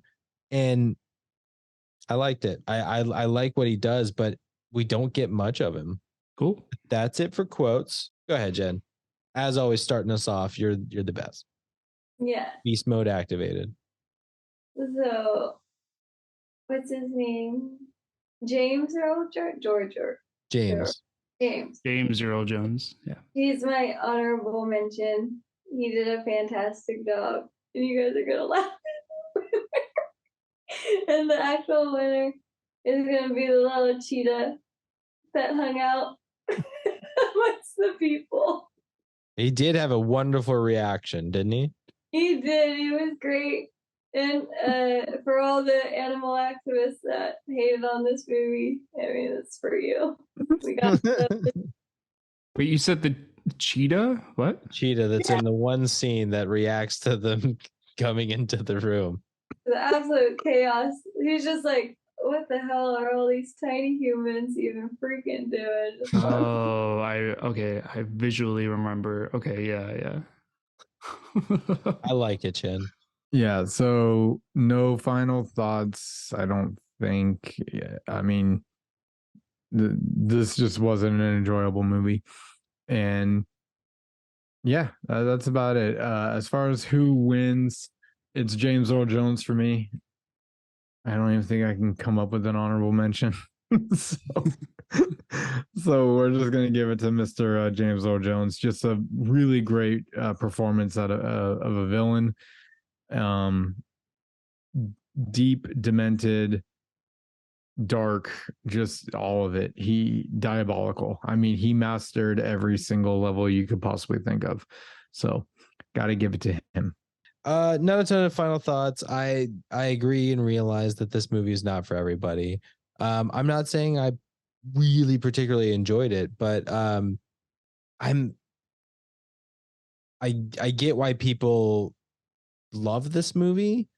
I don't necessarily agree with them, but I'm looking forward to seeing the rest of the series and seeing how it improves, because this has a lot of good stuff within it. There's some good elements. At least it's a strong enough character that there's there, like, you know, like the pieces are there, the groundwork is there. It's just this didn't deliver on a full product, you know. I'm not going to try and sell anybody on this one. After seeing it, I knew you guys were going to kind of feel this way too, so I'm not so surprised. So Nick, welcome to my world. I did this for a year and a half and learned my lesson slowly. I just got a little taste, you know. You got a little taste. You got a little taste. Yeah, for who wins the movie, it's absolutely James Earl Jones. I mean, he's incredible villain. Like, this guy is scary start to finish. And I mean, this dude, where Conan is kind of a blank stare, James Earl Jones could have a death stare. Like, this dude was able to get inside your soul with just a look. So James Earl Jones for sure wins this one. Honorable mention, though, I want to give to Sandal Bergman. I was doing so well all fucking night. To her, just because I believe she did a great job. She had I think she was given a tough situation of, it's a tough way to act. It's hard. It's hard when you're trying to do dialogue in a scene, but there's literally no dialogue. It's tough. She did a great job. Nick, take it away. All right, my final thoughts are that this film could have been better, as we've all said. It just needed better writing and better plot and better story structure. Make it a little bit more. Just needed to be better. It needed to be more cohesive, a little bit more explanation. But for who wins the film, yes, James Earl Jones. I agree with you all on that as well. I do want to give an honorable mention to the art department. They were responsible for the sets, the props, the costumes, the locations, just everything that they put together. I have to give them a shout out, because I thought that was all fantastic. Yeah, it was really cool. So I agree. All of it fantastic. They did a great job and really good detail. But I believe that's going to do it for Conan the Barbarian, which I'm sure is much to everybody's. Jen's so excited. This is over. Joy. So on that note, let's close the book on Conan the Barbarian. And Brian, who or what do we have to look forward to next week that will help us forget about this dark time? Yeah, we needed an uplifting, so I'm gonna come in clutch on this one, because if I do remember, the pick next week was mine. God. Finding Nemo. Okay. We're doing Finding Nemo. Well done, by the way. That was good. I like that. Was real that good. Was perfect. That was good. That was good. All right. No, looking forward to it. Finding Nemo on Disney Plus, I assume. Yeah, yes, definitely Finding Nemo on Disney Plus. Yep. Yeah, you have to. I need confirmation. You got to say it. No, yeah. It's Finding Nemo on Stars or Pluto or whatever. You don't know. You don't know yet. The bearded bastard strikes again. Haha. Bulls, I tell you. Off with their head. But yeah, I just wanted something light and fun, and I can't wait to do this one. A nice palate cleanser, right? From Conan and Gotti, yeah. Well, yeah, sounds great. I am looking forward to talking about Finding Nemo. It's been a while since we've done an animated movie, isn't it? I believe so. Let me take a look here. I already know my scene. Good. You know what? I'll try and think of a name. We haven't done an animated movie this year. Not one this year. Not one. Interesting. So, hey, our first animated film of the year. Check us out next week here on Twitch, where we will be talking about, what was it again?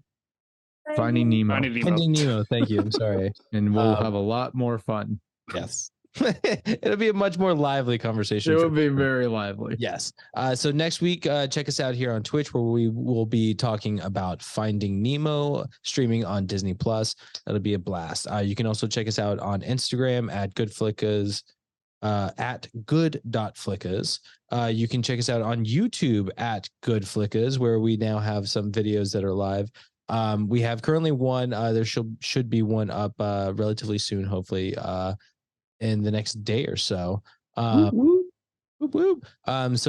yeah, check us out there. You can see some of our older shows, and if you have any questions, any ideas, anything you want to shoot us, you can reach out to us at goodflickas2020 at gmail.com. It's because I keep saying at is the weird thing, and too many ats in this damn world. But yes, our email is goodflickas2020 at gmail.com. And tune in next week. Brian, you want to go ahead and close us out, sir? Yeah. For those of you who liked Conan and liked listening to this pod, then, thank you. And if you were amongst the many who were probably like, hopefully they make fun of it. Hopefully we did you justice. But yeah, so thanks for listening to us as always, guys. And hopefully you want to listen to us forever. We'll see you next week.